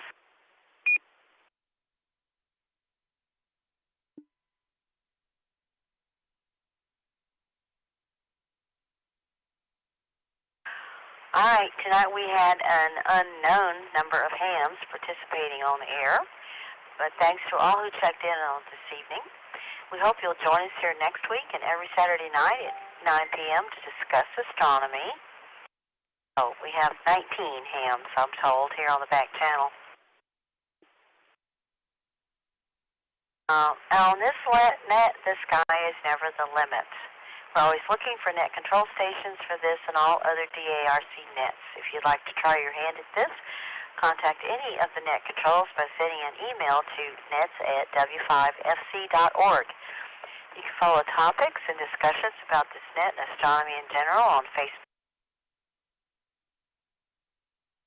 and video stream, archives, and other useful internet resources by going to w5fc.org at the conclusion of this net. Until next Saturday night, this is WP50ZL, substituting for KE5ICX, who's having technical issues. My name is Brenda. I'll be closing the net at 10:24 p.m. local time and returning the repeater to normal amateur use. 72 everybody, and enjoy the evening discovering the universe. See you in 6 minutes.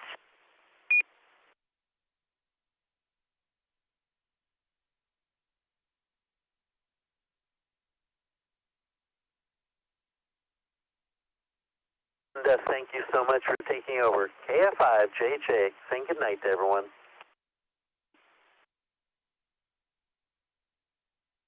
No problem. Glad to do it.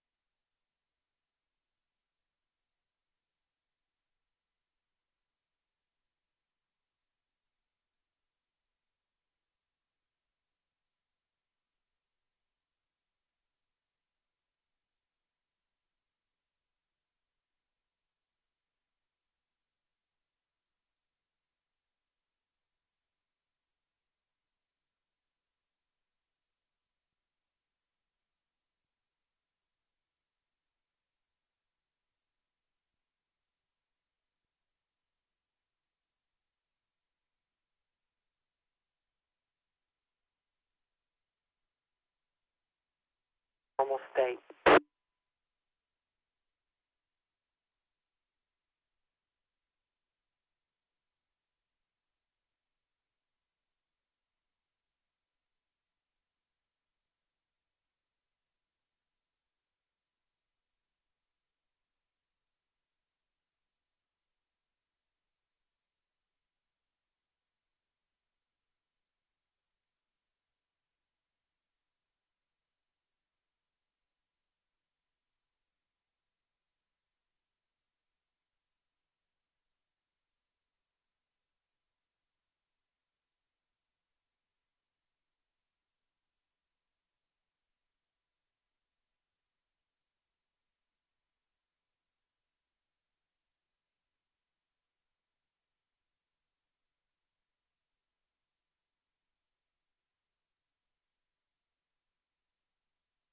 I'm completely operational and all my circuits are functioning perfectly. After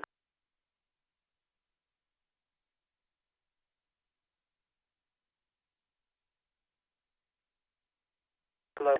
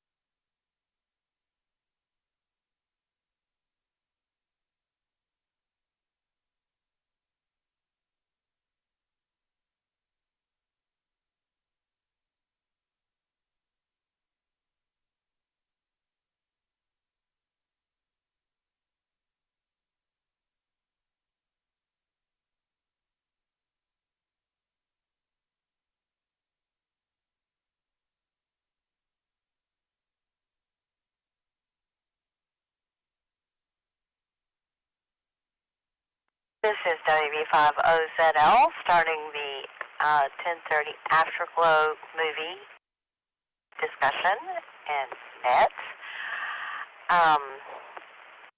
Does anybody need to use the repeater before we start the net?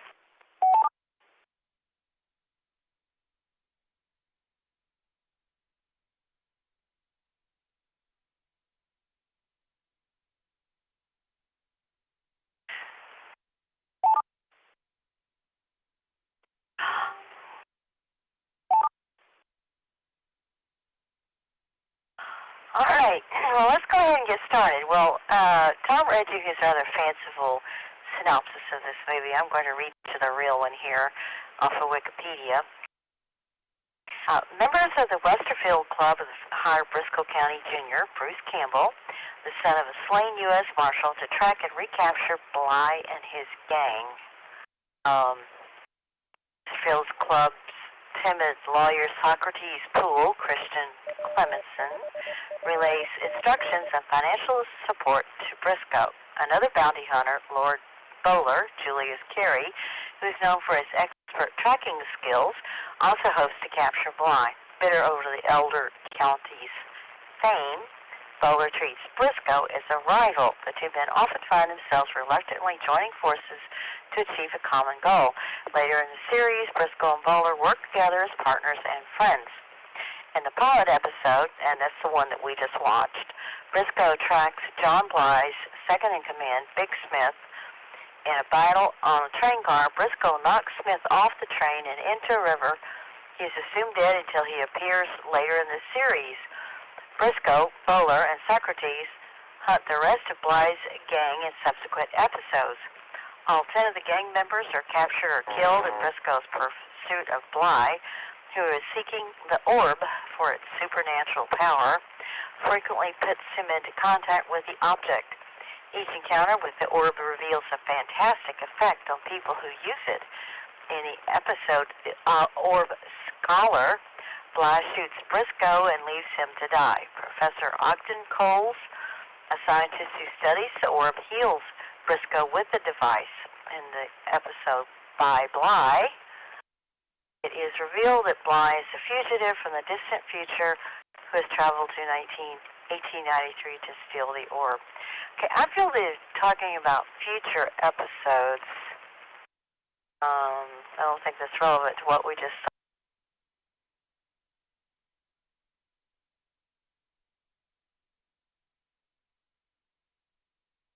saw. Introduces several.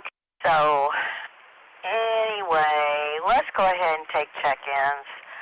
And what we're going to do is go down the list. We're going to talk about the plot and how much you loved this movie or didn't, and then characterization, and then special effects, or whatever else you like or don't like about the movie.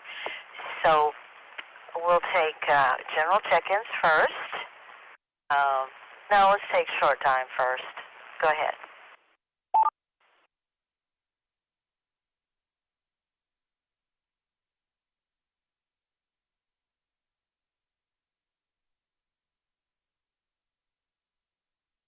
All right, we're going to take general check-ins now.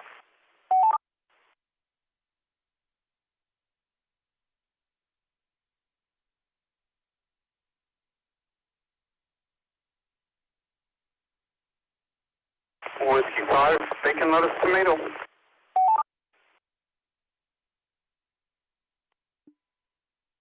Okay, we need your call sign, your name, and whether or not you saw the movie. So go ahead, W5BLT. Sorry, slipped on the microphone. W5BLT, Bill, Garland. And yes, I did see the movie. Hey, W5BLT, welcome to the net, Bill. Okay, more general check-in.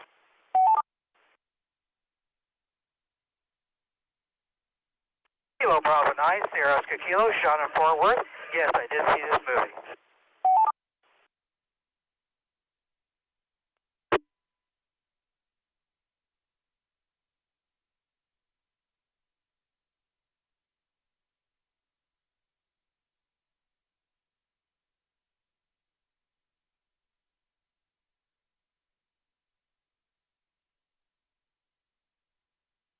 Okay, we got KB9, SOK, Sean, who did see the movie. Do we have anybody on Echolink?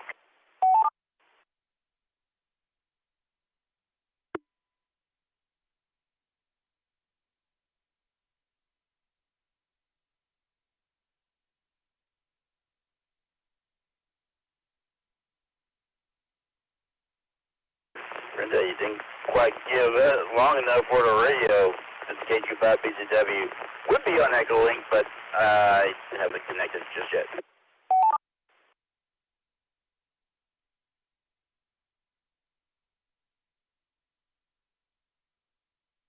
Hey, KB5BZWJ, did you see the movie?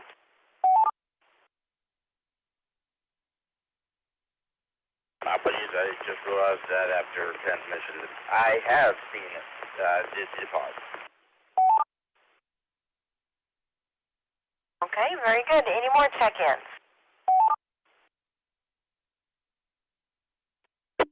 November Golf 5 Yankee, Allen in North Garland, and yes, I saw the movie. November Victor 5 Foxtrot, Virginia in Fort Worth, and yes, I saw the movie.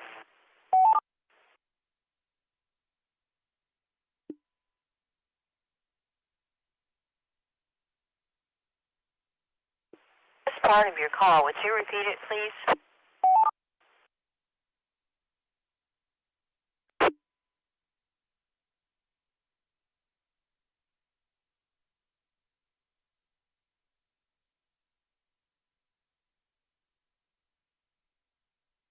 I got November 5 something, Alan.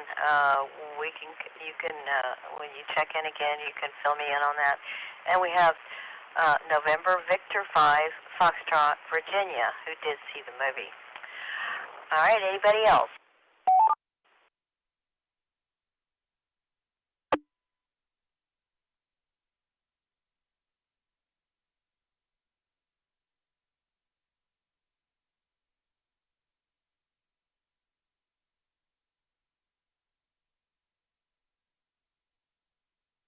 Well, alrighty then, let's go ahead and get started.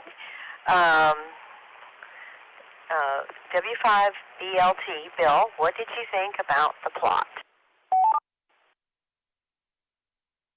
Okay, thanks. I liked it. I laughed pretty much through this whole movie, and for a guy who can't see what was going on the movie, I just loved the dialogue. It was corny. I don't think it took itself seriously, but there's just some good little punchlines you had to really be paying attention to. The plot was very predictable.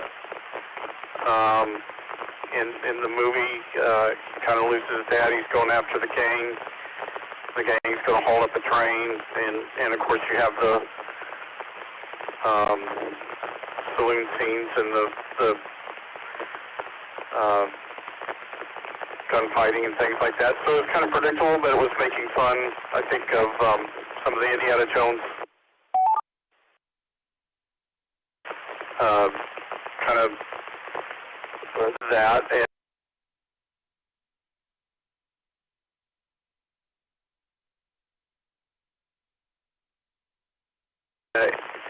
I loved it. I'm ready to watch the season, and I'm going to start with episode 1 after the pilot and move on through.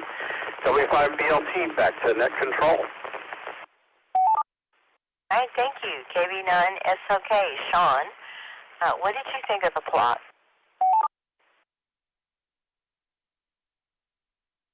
This is KB9SOK.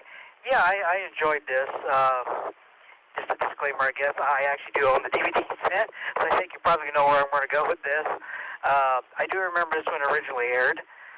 Unfortunately, I didn't get to see all the episodes when it aired originally, and it's only one season.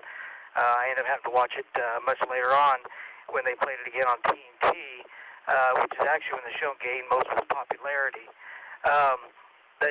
Yeah, as it was already said, that it's definitely, this was meant to be a Western/comedy.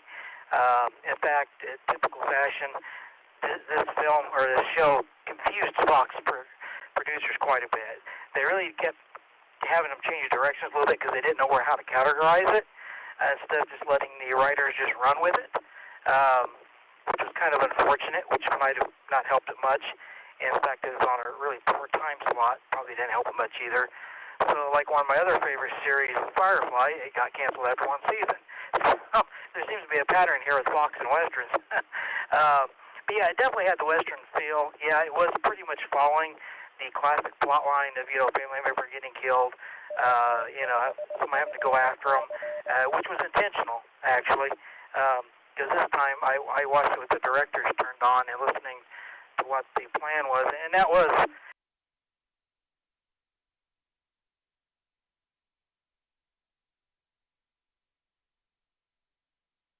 feel, and they did make with Western, but they want to kind of follow like the old serial shows, the Saturday shows where you had that big cliffhanger each week, and you wanted to come back to it. That is why they had the chapters during the commercial time, and they kind of wanted that feel to it, and I enjoyed it. I thought it was kind of a neat throwback to that.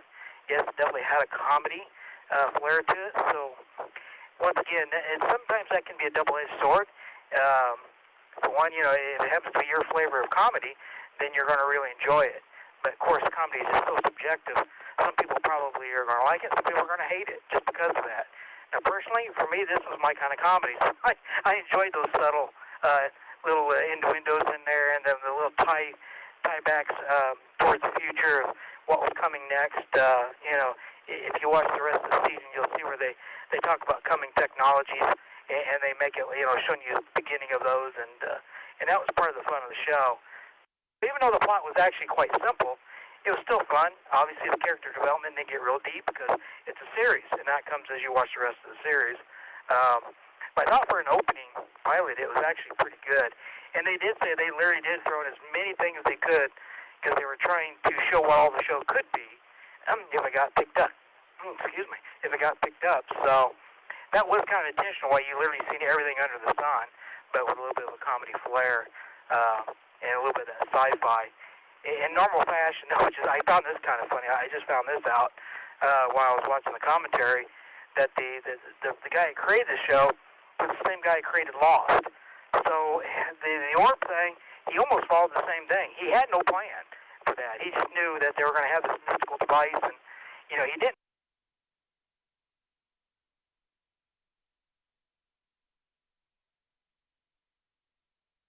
No, sounds awful familiar. I had a good conclusion. Of course, they were hoping the show would go more than one season, so we never really got an answer to really what the orb was, which was, kind of disappointing. But overall, I thought it was a pretty strong pilot. They actually did try to sell this as a movie even, and sell it overseas as a standalone movie, but they realized without a good conclusion it wasn't really going to work. But all in all, it was just very campy. It was kind of like the shows you see in the 80s and 90s, which I like. I like those kind of shows. This, falls into that category, and I just thought it was just a fun show. You can't take it too serious. Obviously, being a little bit of sci-fi, or science fiction, but yeah, it's still enjoyable. So yeah, save characters for the next round. Back to net, KB9SOK. All right, KB5BZW. Jay, what did you think of the plot?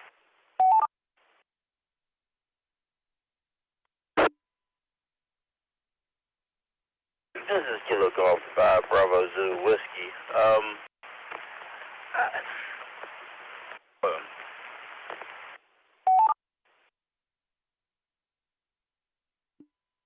Okay, sorry, I had my foot on the wire. I didn't want it on.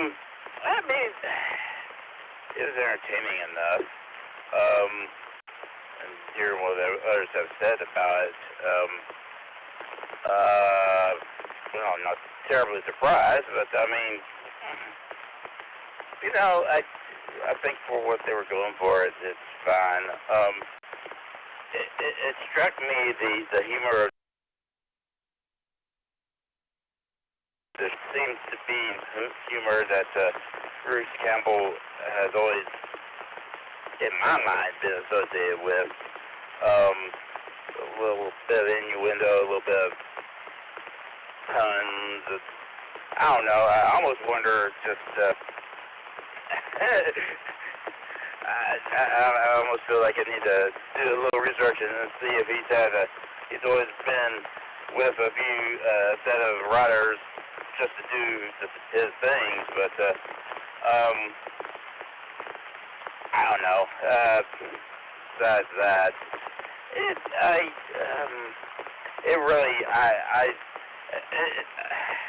they may have had sci-fi elements and all, but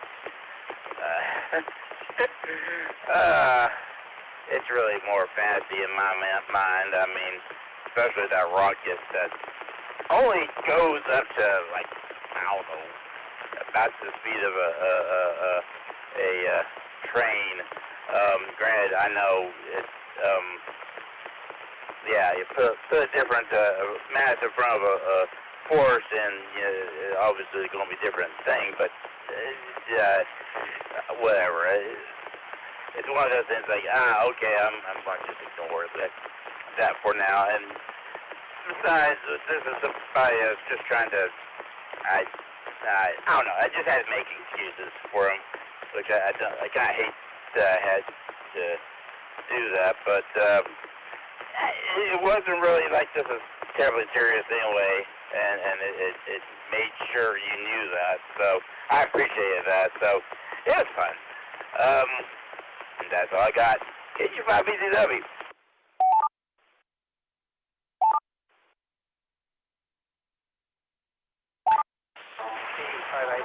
The next check-in is named Alan. I only got part of your call sign. Started with an N5. It's your turn if you want to fill us in on your call sign, please. Well, I think you're talking about me. The call is November, Golf, 5, and the letter Y like Yankees on NG5Y. And I had pretty low expectations. I especially do not like Westerns very much. but I was very pleasantly surprised.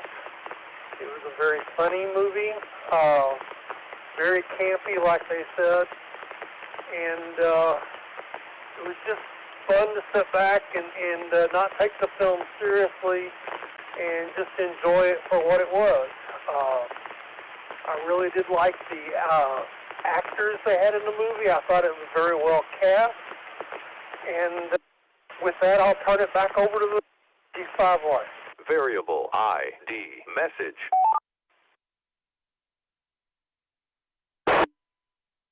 E5ICX.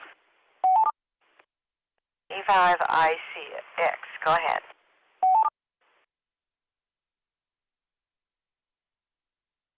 Okay, I think I'm back. You can put me in the rotation, I guess. Just wanted to see if it worked. Okay, E5ICX.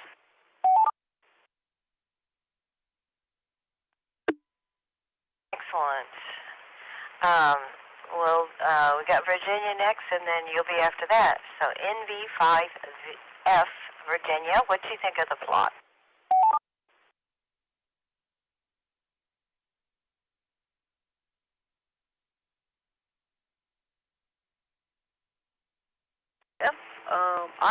I enjoyed this. I'm not a big Western fan, but I could very easily see the influence of things like Indiana Jones and Back to the Future 3, and the way I liked the way this kind of spoofed everything. It spoofed science fiction. It spoofed Westerns. It definitely played on a lot of the stereotypes of Westerns. You've got the pretty standard characters. I'll talk about characters on the next round, but I enjoyed that. I thought it did a good job of showing depth of characters. I mean, it was a movie-length thing, so a movie-length pilot definitely can get into some character development, and it made the genre of Westerns a little more whimsical with the sort of near turn of the century, Jules Verne style, hinted at that kind of technology, and I really thought that the orb thing was kind of cool. I think I typed in our discussion when we were watching the movie, it looked like a sea urchin made out of bullets, and I just thought it was creative, and it was very mysterious, and you kind of wonder what its purpose is, and maybe if it has some kind of consciousness. And then I loved that they labeled it UFO, which I thought was pretty creative. That was really funny, and I liked the scene with the rocket, and I liked the kind of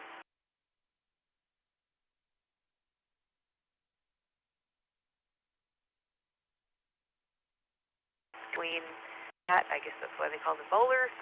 I liked the idea that he had to sort of be called, the hero's journey, right? He gets called to kind of avenge his dad and solve the mystery.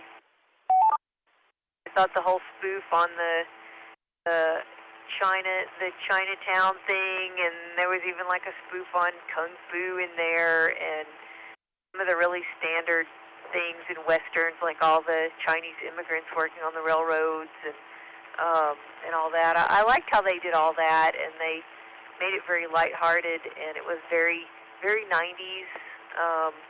The 80s had a lighthearted approach towards a lot of things, and then the 90s kind of just took that and just kind of ran with it. And this one definitely had characters and plots that were interesting and had real character to them, but it also did have the humor, and it had the sort of quest kind of, you could see that they were developing sort of a long format quest here, and so it definitely had the Indiana Jones feel, even in the way they did his hat. Like, he didn't have a standard cowboy hat, and he did have a trusty horse, and the horse was kind of a character, and I liked that, and I liked the variety, and I'm kind of tempted to keep watching and see where it goes. I did not watch this when it was out. I remember it being out, I didn't remember that it only lasted a season. It actually strikes me as something that could have originally been like a comic book or something, you know, just something really over the top. And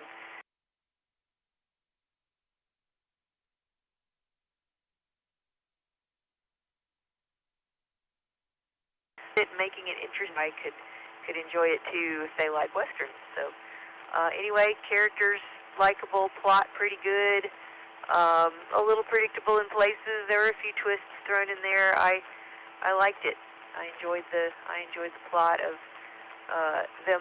I thought it was kind of odd how he just sort of like chucked the orb like at somebody, you know, and I guess that's how it sort of gets lost, and they're going to have to find it or track it down or whatever. So anyway, I found it interesting and fun, and I'm definitely interested in continuing. Back to net in V5F. Thanks, Virginia. By the way, the horse was played by 5 different horses, and they used clown paint to change the blaze on them so they look like the same horse. They were chosen by their different talents. Okay, excuse me, KE5ICX, Tom, go ahead with thoughts, please.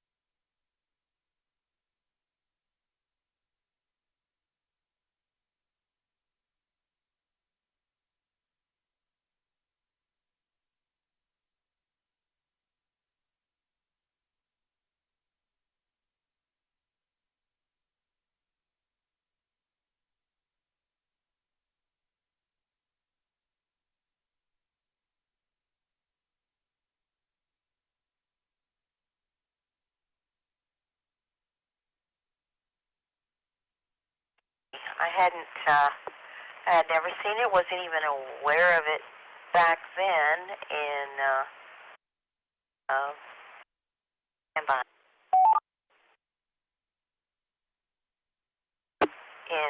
whatever it was, 93. This had the Star Trek curse. They put it on Friday night, and so nobody watched it, and it had a declining viewership, which is it's one of those things where nobody watches, but everybody that does watch it loves it, which is no surprise. And so unfortunately it only ran for the one season, but I intend to watch some more of them. I've been a big Bruce Campbell fan for a long time, and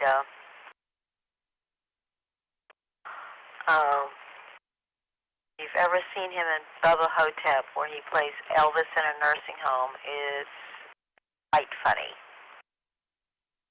So, of course I grew up on Westerns. I loved them. It's not something it's not my go-to now, but this was okay. It wasn't, you know, a real traditional Western anyway, and has some sci-fi elements. The plot was simple enough. I don't find anything really wrong with it necessarily. It's kind of a formulaic, I'd say, but that's okay. All right, do we have any more check-ins?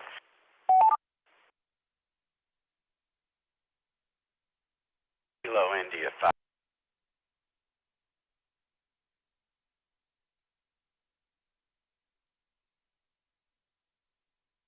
Cruise in Arlington. KE5ICX. Okay, stand by, Colin. Let me acknowledge KI5KWG Cruise, who didn't see the movie but just checked in. So KE5ICX, are you back with us?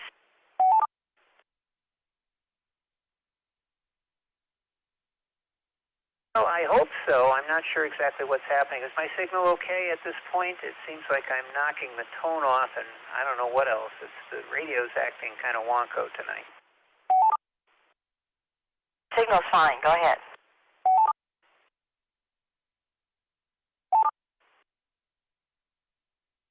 All right, well, let's see here. I just wanted to mention, first, I love this series. I fell in love with it again watching the pilot here.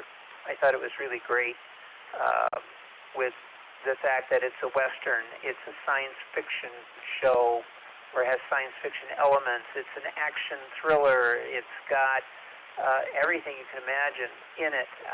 It's just kind of a cornucopia of all my favorite genres all rolled into this thing. And Campbell's fantastic. I know we'll talk about him in a minute, but I really enjoyed the series quite a bit. I love the quirkiness of the whole thing.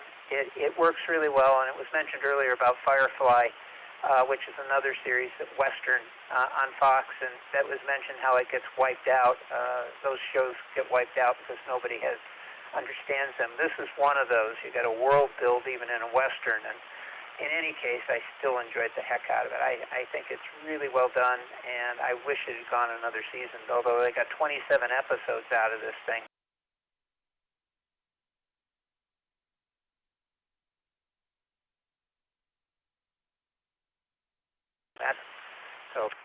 Okay, glad you're back on the air. Okay, let's circle back. W5BLT, what did you think of the characterization?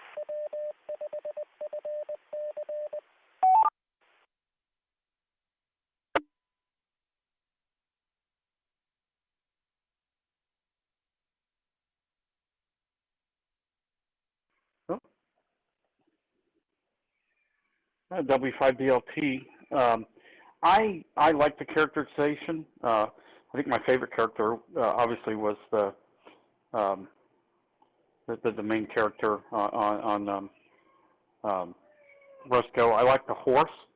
That was a fun thing. I thought they did a great job with the villains, and then the rich robber barons. One scene in particular I liked when they were getting ready to hang him, and they were hitting the horse, and then after the third hit on the horse, they're like, "Hang the horse," and of course the spoof they did on the with the Chinese coming in. He's like, "I didn't order any Chinese food," and then of course it turns out that the guys knew his dad. So it was just a fun. The characters.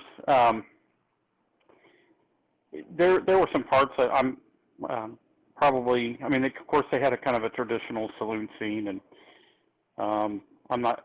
I probably could have done without the on kind of the take they did with the female characters, but you know, it was still good. There's not any characters that I really thought they did a horrible job with. W5BLT.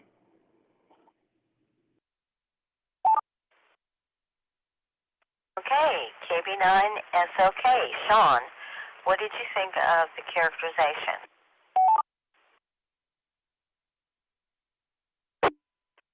This is KB9SLK. Well, as everybody said, obviously Bruce Campbell played the role to a T. Oddly enough, even though it seemed like it was written for him, it actually wasn't written for him. He had to audition for it just like everybody else, but obviously he fit in very well. And in fact, he ended his audition with a black slip just to prove he could handle the physicality of it. He really wanted the role, and he was willing to whatever it took to get it, and it shows. You know, and a lot of the actors were very passionate about the series. Yeah, the 27 episodes is a lot of episodes, and in fact, everybody pretty much dedicated a year of their life to make it. You know, they weren't doing other projects; they were focused on this because they felt that this was going to be something big. And unfortunately, yeah, once again, it fell into that horrible time slot and just didn't gain really huge popularity until after it started running on TNT, which is unfortunate. But yeah, Bruce was great in this. Obviously, the horse was a character. You know, it played a big role in this. So I think that was smart to have that companion. And then I think, you know, they actually had a lot of really pretty famous people in this. The five barons at the beginning, they were all very well known for doing westerns in the past. There were several big names there, and then they even made mention in the commentary that they actually brought a lot of people that had retired that done westerns back to do this, just because they wanted to do it right. And so we ended up with a lot of really good characterization here because they were really putting their heart and soul into it. And if you watch the whole series, you learn more and more about them, and it's just really well done. Oddly enough, her name escaped me. I know it. The lady who played Dixie, she was actually never intended to be the love interest, even though in the series it turned out to be. It was actually supposed to be the scientist's daughter was the original intention, but because of the chemistry between Bruce and her, of Dixie, it just went. It was very clear that that's the direction they should go, and that's why in the series you see the other girl just disappear completely. Now, obviously, I think that Boulder was very well cast. I think it was a good contrast between the two. And I think he played it very well. Obviously, once again, this is just first episode, so you don't get a lot of depth, but you know pretty quickly where people fall into. It is pretty stereotypical, but in some races it's not. It's like Bruce's character. He wasn't just a cowboy or just wanted revenge and shoot people. He'd actually been, supposed to gone to school, had a lawyer background. So he was more of a thinking guy than more of just to shoot him. And, even though he did use the gun on occasion, he technically never killed anybody through the entire series with the gun, which is kind of interesting. He always captured them by, using his head instead of just shooting, just like in the scene where he dropped to the ground and allowed the bad guys to shoot each other, which is part of the comedy part, but it was also supposed to show that, he was just not a dumb guy. So that was kind of interesting. See, I think it was kind of nice the way they wrote his character. Like I said, obviously, and I think even the guy that was essentially worked with him through the whole thing, the guy that was paying him, even he was, I think, well cast and did a very good job. And the villains were really good in this as well. Once again, people that are pretty well known now that have done stuff. It was earlier in their careers for a couple of them, but they'd all been very seasoned at that point. So, I think they had a great villains actually, because each week you kind of got to see a different villain, which was kind of nice. You weren't just stuck, them chasing the same bad guy every week, even though that was the ultimate goal. Just overall, I really enjoyed it. Obviously, this is one of those movies, one of those shows I did like a lot, and enjoyed the characters, and it was just a lot of fun. But anyway, that's all I got. Back to net, KB9SOK. Thank you. KT5BZWJ, what did you think of the characters?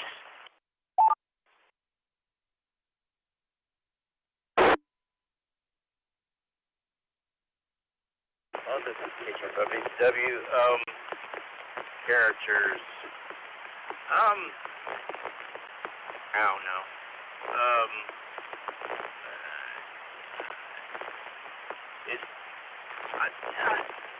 Clearly some of them were stereotypes or kind of ripping off of, they seemed to rip off of,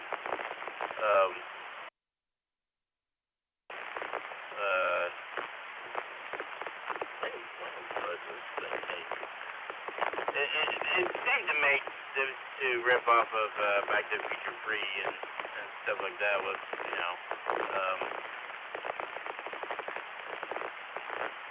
I am having great parts of it.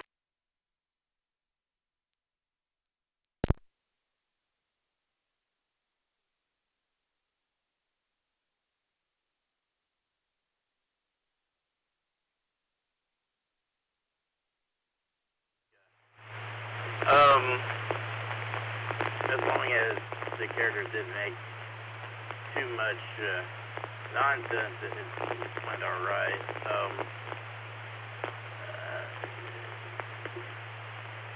There were a lot of stereotypes and just, tropes and whatnot. There's not much I really can say, though.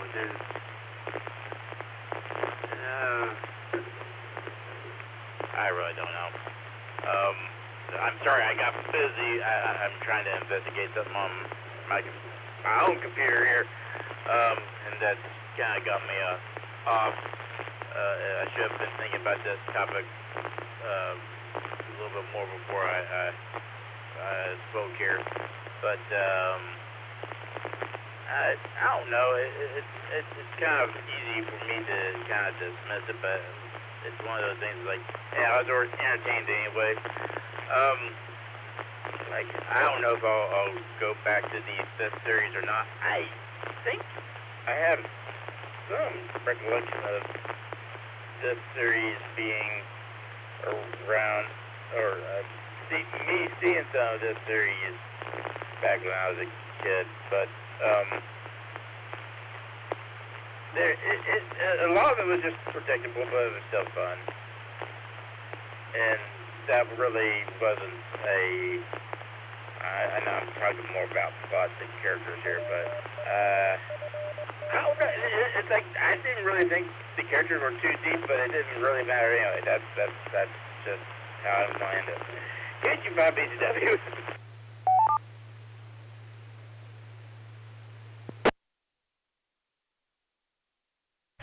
All right, NG5Y, Alan, what did you think about the characterization?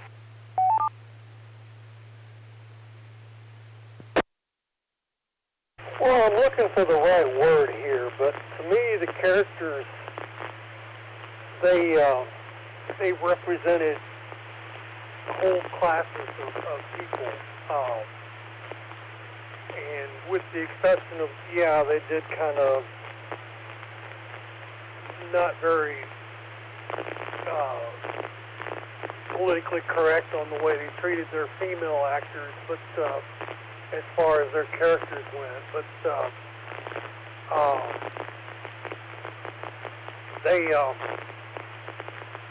they were very much so like comic book characters, and I liked it for that reason. It was fun to watch. Back to net, NG5Y. Okay, November Victor 5 Foxtrot, Virginia. Go ahead with characterization. Okay, KG5OZL and the net. This is Virginia NV5F. Well, some of the things I'll say will sound a little bit like they're spinning off of what other people have said so far, but it's kind of hard to avoid.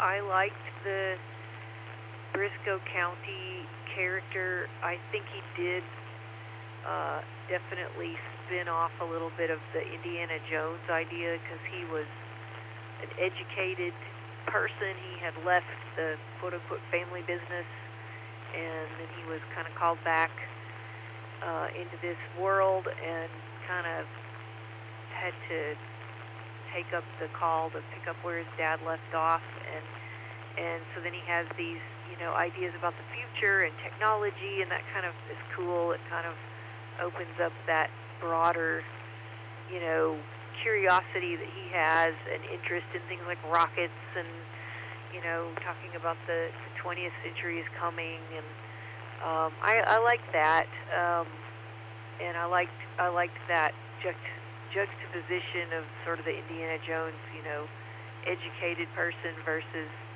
tough adventurer, and he was very likable, and his rival in Bowler was very likable, and then I liked the character of the city slicker lawyer, Socrates, Poole. I liked him. He was very common, stereotype character in a lot of westerns. The tender-footed, academic, desk job sort of guy. And I even liked the Chinese characters. I thought that they were represented well. They were done well. They weren't, just super ridiculous or disrespectful. I thought that those characters were done well. The standard, gang, train robber, bad guys, they're interesting characters. They made them, the whole bit about Pete's Peace, You know, that was funny, and it was very like Western comedy. It had a little bit of Back to the Future 3 in it, you know, that part. And then, of course, the scientist had definitely smacked of Doc Brown from Back to the Future 3, and I look forward to seeing more of that. I'm a little disappointed by the spoilers in a previous synopsis about the female characters, because I thought kind of the whole point of juxtaposing Dixie and Amanda was that you had to kind of see that it's a common thing that's done with these sort of adventurous characters, where you have them tempted to go with the superficial, sexy, you know, provocative female character who you know, seduces them and eggs them on, versus the more wholesome, down-to-earth, quote-unquote smart female character. And I'm actually kind of disappointed to see that it didn't go the stereotypical way, and I'm, you know, I guess that's kind of creative and sort of unexpected on their part, but I'm kind of disappointed by that spoiler, because I would have definitely rooted for the scientist's daughter a lot more. And maybe that's because I'm kind of like her. I'm a smart chick, so, you know, we got to stick together.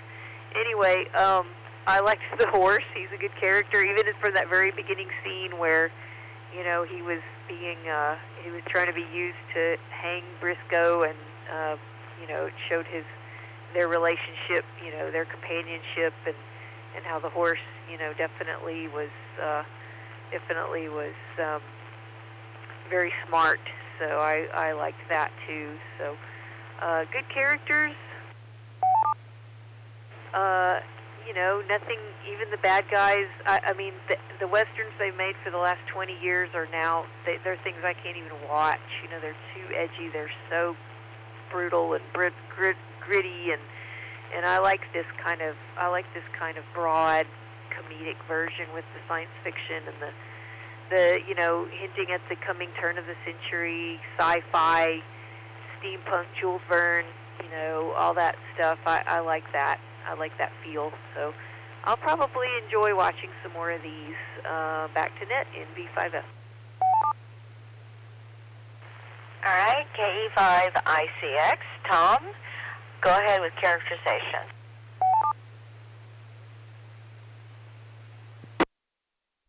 All right, thank you, Brenda. And let's see. Good, it's still hooked up. Well, how about that? All right, this is a wonderful cast. They're a lot of fun. They can all do humor. And one of the things, and I read through kind of the synopses here, one thing you can always tell is when you have people that work well together in a show, and particularly a television series, since they come back to do these roles over and over and over again. And I saw that here. There was a really good sense of ensemble, that they could do these things together. And I really like that a lot. First off, as you know, Campbell is great. I enjoy him quite a bit, the stuff he's done. And I guess he was in Burn Notice. I don't know. I've not seen that. He's been in some crazy, you know, extreme stuff, and maybe self-parody is one of the folks that in production on this show. But after this, but I think that this is a really good role. He said he wanted to be a cowboy. He definitely tries to be a cowboy, and I don't know how they insert all of the gun handling. I'm sure they have an expert there, but there were a few shots with him doing it, and he managed to get it down in a way that it made sense with the face shot of him, so you knew he was doing it. I thought that was really great, and he wanted to be a cowboy, so why not, you know?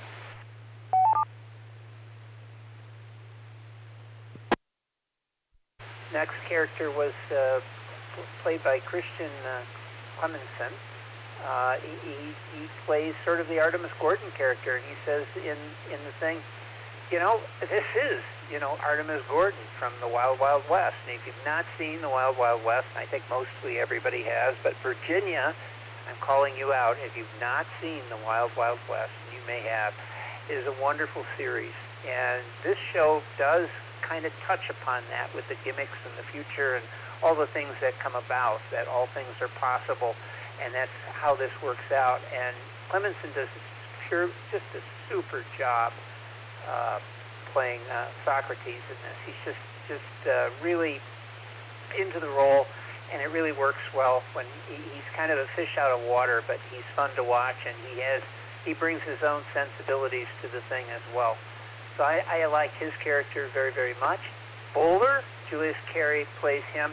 He's wonderful. I really enjoy him. He comes off as really angry, I guess, at the very beginning, but I'm fine with that. It just makes him look like he's gonna strangle the next person who comes along, and then he ends up going to jail because he couldn't figure it out, and brains over brawn with county juniors, just doing his thing. And I'm a lawyer. And he gets out of it because he could create such a mess for the judge. I think that's great. And Carey just makes the character really interesting and fun, but don't make him mad. You don't want to make him mad.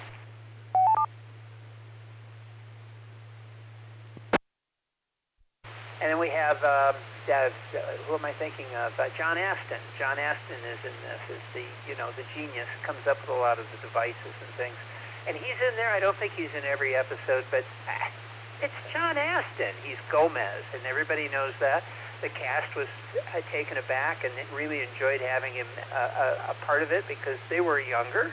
They were probably, we were their age about the time that they did this, so I'm in my 60s now, and so I would have been a kid watching The Addams Family, but I sure love that show, and I still watch it, and I'll stop and watch it any time.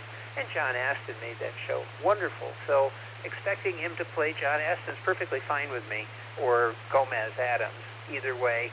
And he comes out as this frail old man thing in this, and kind of looks like he's half out of it, and then he's not. He's playing games with it, and he goes back and hits him in the head with cans and all that stuff. So he's got this foil that he uses. He's a genius.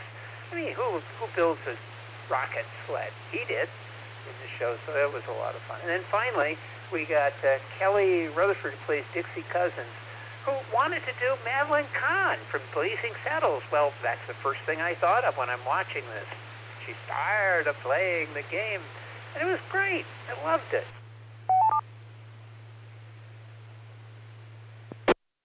You got that, and you got Miss Kitty from Gunsmoke, and a little bit of what was it? And I'm cheating a little here. I'm reading some of the things here, and then Mae West was in Western with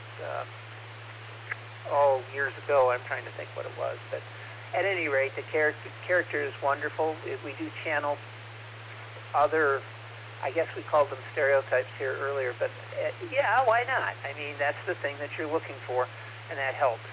I just am really sad they couldn't do more of these, but I'm glad they got, as I mentioned in the last round, they got 27 episodes out, so that's not too bad of a run for just one season. KE5ICX. All right, KI5KWG. Cruz, did you have anything to say? I know you didn't see the movie, but you can still talk. KI5KWG. Only to add that listening to you all, I'm definitely watching this movie this weekend. This sounds like a lot of fun, and I'm sorry I missed out on it, chatting with you all about it. So looking forward to that. But first, I'm going to have to watch the Gemini 12 part of Skynet. I missed that and was looking forward to it as well. KI5KWG, back to net. Thanks. All right. Well, it's my turn. I just thought this was full of excellent characters. Part is because of the acting, and then part is the directing, and there was a pretty good story. But a lot of these characters really brought a lot of dimension to these to the roles. One surprise to me is that Gunny was in this. R. Lee Ermey, who played the drill sergeant in Full Metal Jacket, and then I always enjoyed his role as in his TV show Mail Call, which was to me just fascinating. and I didn't recognize him. I knew he was in it, and I kept watching for him and didn't realize that he played the dad, that Briscoe County Senior. So, Bruce Campbell, as a teenager, he went to high school with Sam Raimi, and they became friends, and they were making Super 8 movies together. Boy, I would love to see that. I'd love to be a fly on the wall. I'll bet they were just hysterical together. Let's see, who else? Oh, and Bruce Campbell, definitely his quirkiest role was as Elvis in Bubba Hotep. If you haven't seen it, it's not for everybody, but I thought it was hilarious. So definitely might want to check that out. And Burn Notice, he's good in that too, but it's more of a normal role for him, not quirky like his Evil Dead roles are. He's very versatile. He almost didn't get this part. He had to audition 5 times before they decided to give him a chance, which really surprises me, because he just owns it. But, oh well. Okay, do we have any more check-ins?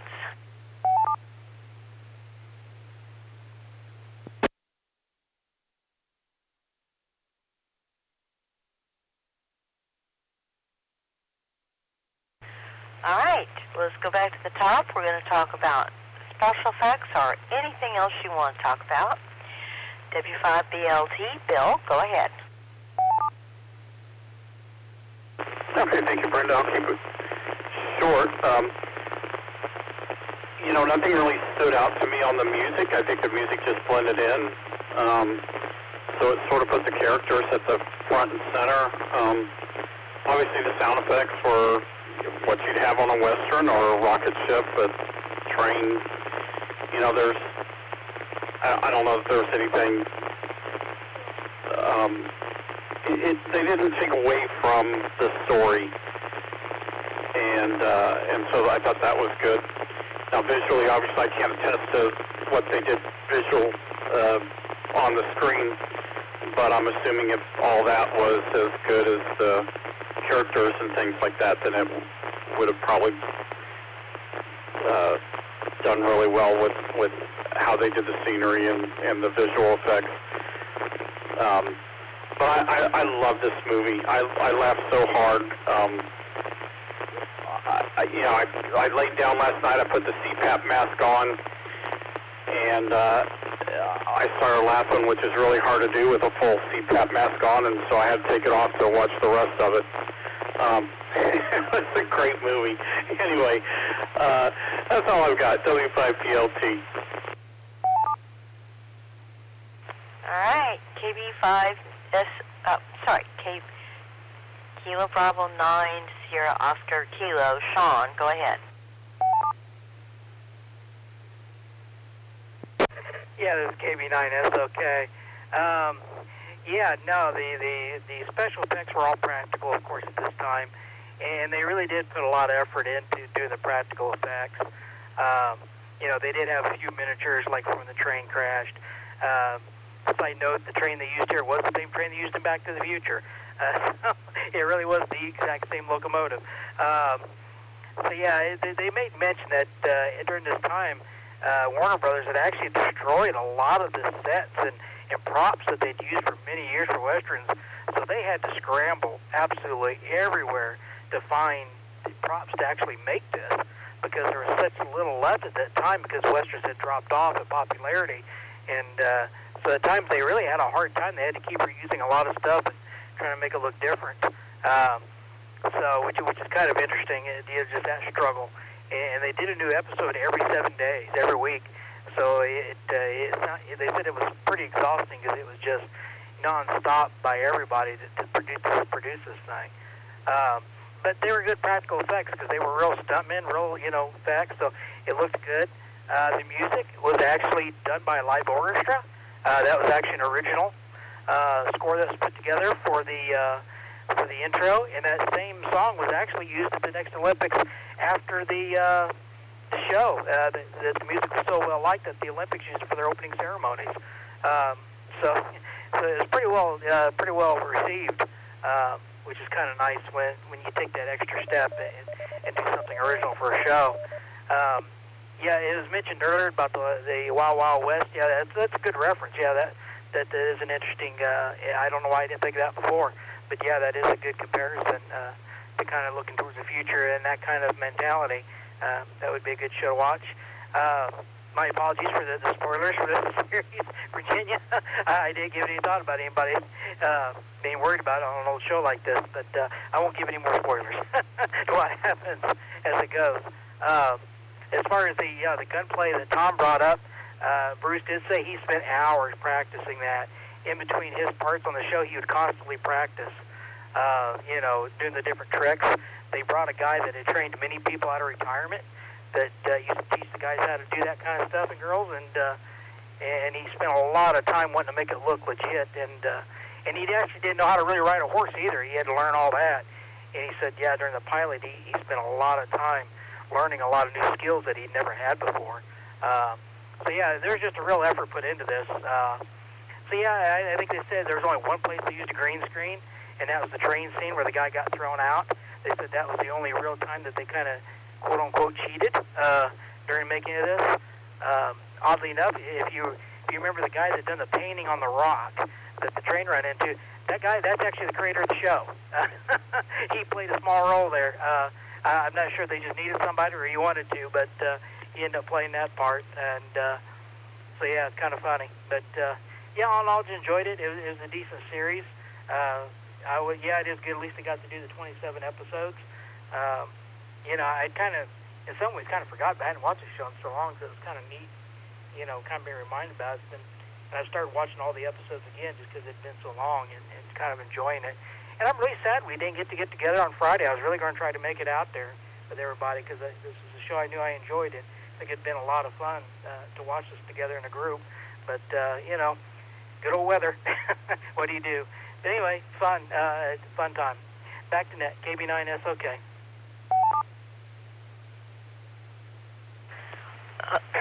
Okay, KG5BZWJ. Go ahead, talk about special effects or whatever.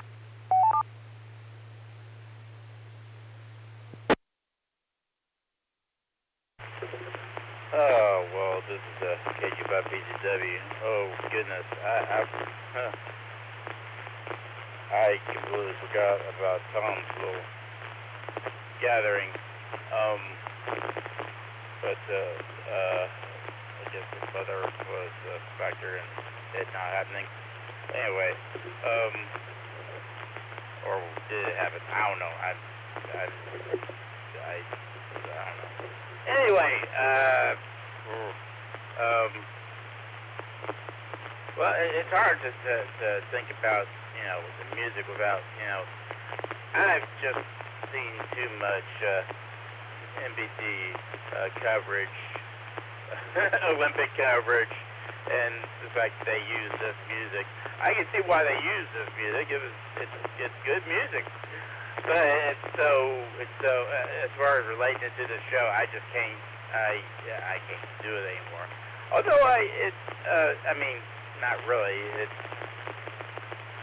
I was able to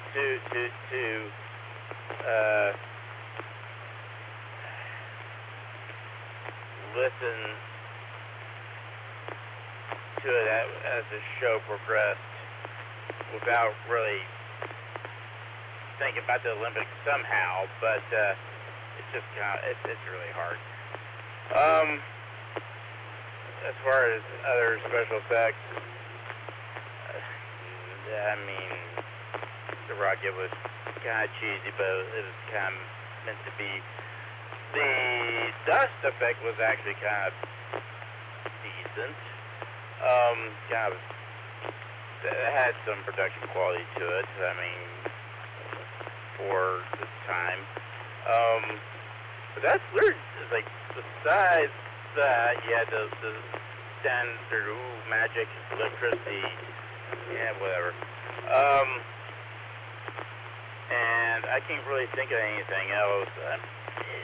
But I mean, it's a TV show. I know there's, I don't know. There were definitely TV shows which had some tough quality special effects. This wasn't bad. I mean, certainly we've seen films. Obviously they had a budget for their effects. I don't know what else to say though. I'll hand it back to Tank Control. Gauge you 5 BZW.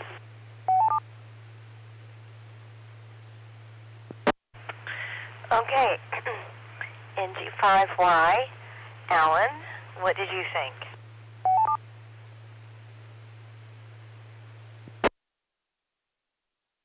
Well, as I said earlier, I came into this thinking this was going to be another turkey of a movie, and I had very low expectations, but I watched it anyway, and like I said, I was very pleasantly surprised. I hadn't thought that much about the science fiction part of it, but yeah, your rocket on the railroad track was kind of a nod to Back to the Future there, at least in my opinion it was. And I don't know what to think of the little glowing orb thing. Obviously it was to be continued, and they explained more about that, but thought it was rather odd in the end that he fought with the one robber baron, and he just melted away into sawdust.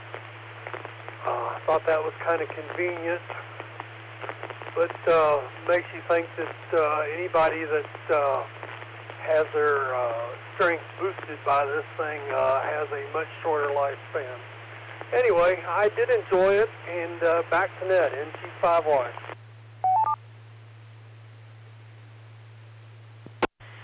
Alrighty, Virginia, November Victor 5 Foxtrot, go ahead. Anything you want, or special effects? Okay, thank you. Well, I liked the music. I thought it was memorable. It definitely has that American adventure theme feel to it, and I can see why they would have used it for some Olympic ski music. I did not realize they had done that. That's kind of cool. I thought they did a good job with that. I mean, you know, the music blended in, but it also, the theme was definitely memorable. Overall production values and cinematography were good. It was just generally well made, and I thought it had just enough special effects, you know, to kind of keep that a little bit of that sci-fi fantasy feel. And as Alan said, and just now, I think the whole plot with the orb giving someone strength, but you know, then how the guy like disintegrated in the middle of their fight, I think that just adds to the mystery. It's like, well, what's this thing all about? Is it sort of a presence with a morality, you know, that you know, kind of, if you use its power for the wrong thing, does it consume you or something? It's kind of, you know, it kind of has an interesting twist, and it gives you a little bit of a hook into going, well, what's this orb thing all about? Where is it from? You know, is it a consciousness? Is it a device? What is it? So I thought that was kind of a cool tie-in to getting people to want to watch further and see the rest, see them try to find the rest of the bad guys. And so overall, just good kind of closing comments. And then I will check out.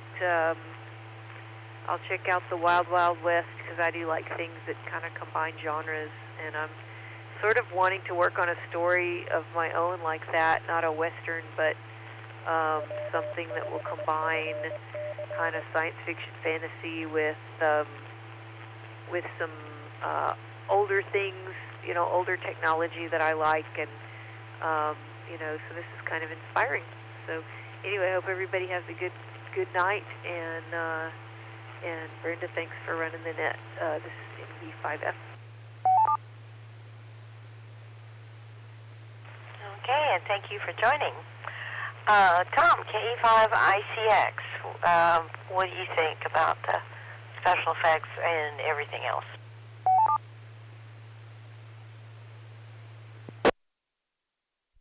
Yeah, thank you, Brenda. Thank you for doing the net this evening for me, too. Hang on a sec.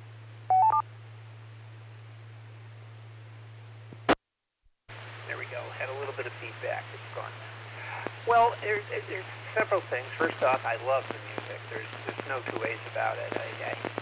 It's perfect for this series, and it really has an epic feel to it, and it just expands literally the scope and depth of the show.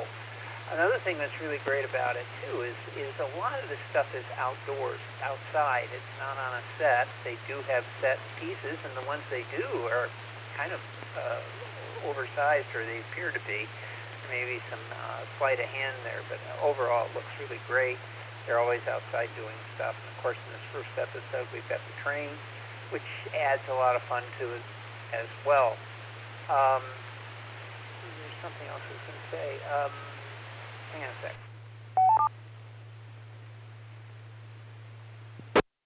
Oh, I'm glad I wrote it on the notes here. I like the fact that they're using Warner Brothers backlot, and they have a town there, and they've cleverly been able to make it different cities. We've got San Francisco, we've got another, what do we got? San Jose, somewhere outside of at any rate, these small towns, or not so small towns, is great. I love it when they go into the bar, or the restaurant, or whatever, and they out the window you can see there's things going on that is actually outdoors, because there's horses, carriages, and things going by, people walking on the boardwalk, part of it, all of that, while they're discussing what we're going to eat. And by the way, there's a bomb on the table.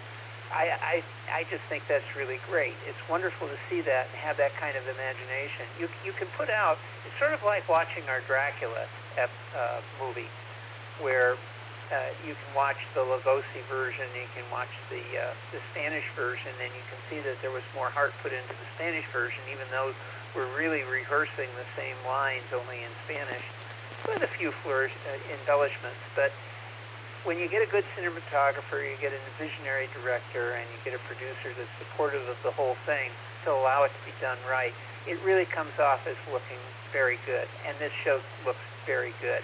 It looks more like a movie than it does a TV show, particularly back in the 90s when we're still doing, as was mentioned earlier, all the practical effects. And those are expensive effects to do, no less. So I like that. I like the fact that they could do it. I'm glad that it had the backing that it did, even though it did not get the promotion it deserved. So who knows? Maybe one day somebody will revisit it. They've done it with every other series. This one deserves it, and so does Firefly. I'd do a crowdfunding for that, if they would do something like that in some way, shape, or form with the original people, the original directors, and that would be really cool. So that's it. That's what I got. I enjoyed the heck out of it. This is runs on all cylinders. Everything about it I really enjoyed. Characterization, story, and the special effects, the music, everything. Really good show. KE5I6.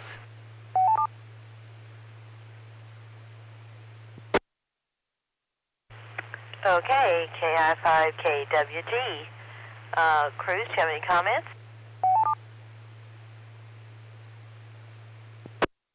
KI5KWG, no, just still enjoying listening to it, and already have it queued up to watch. Back to net. KI5KWG. Well, good for you. Okay, do we have any more check-ins?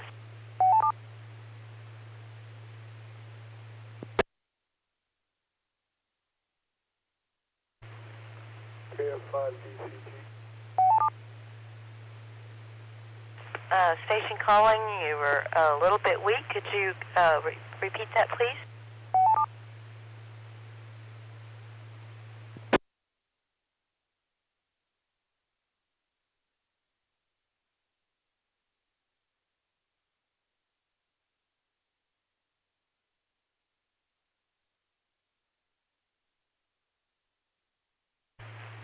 Station calling, I could not understand you. Would you please come back with your call sign?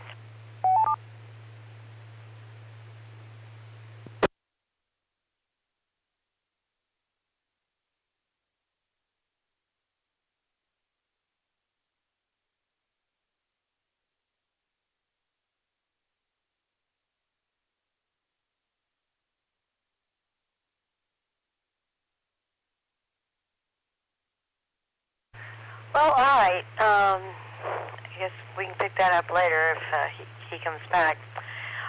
This is WB50ZL, and it's my turn. Special effects, I don't know. You know, it's kind of hard to make things look realistic, gunfights and such, but I thought they did a pretty good job. Yeah, that train is, I understand there was just like this one train, and they used it in all the movies, and they had peel and stick numbers. So you just change the number on the locomotive to make you think it's a different train. And I don't know where it is now, but I'd be interested.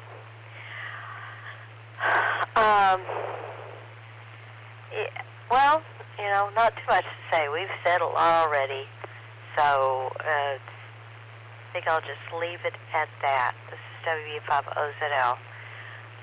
Okay, we're going to do one more round. If you want to check in and have something to say, please come now.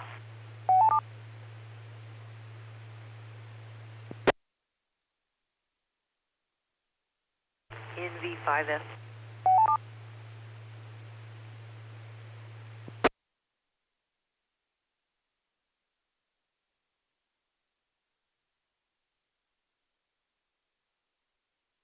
Okay, NV5F, Virginia, what do you have for us?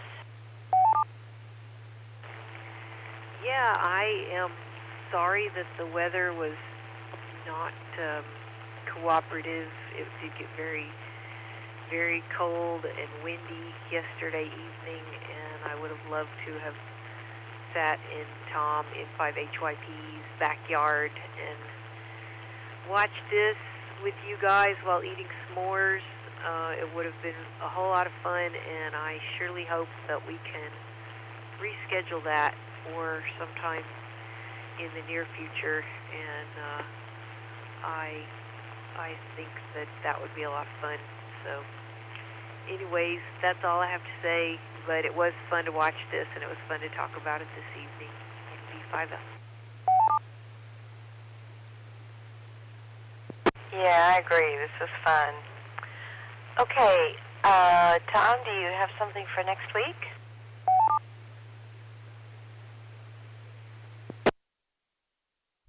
Yes, Brenda, I do. We're going to continue with the TV theme. Next week's episode will be first episode from My Favorite Martian from 1963.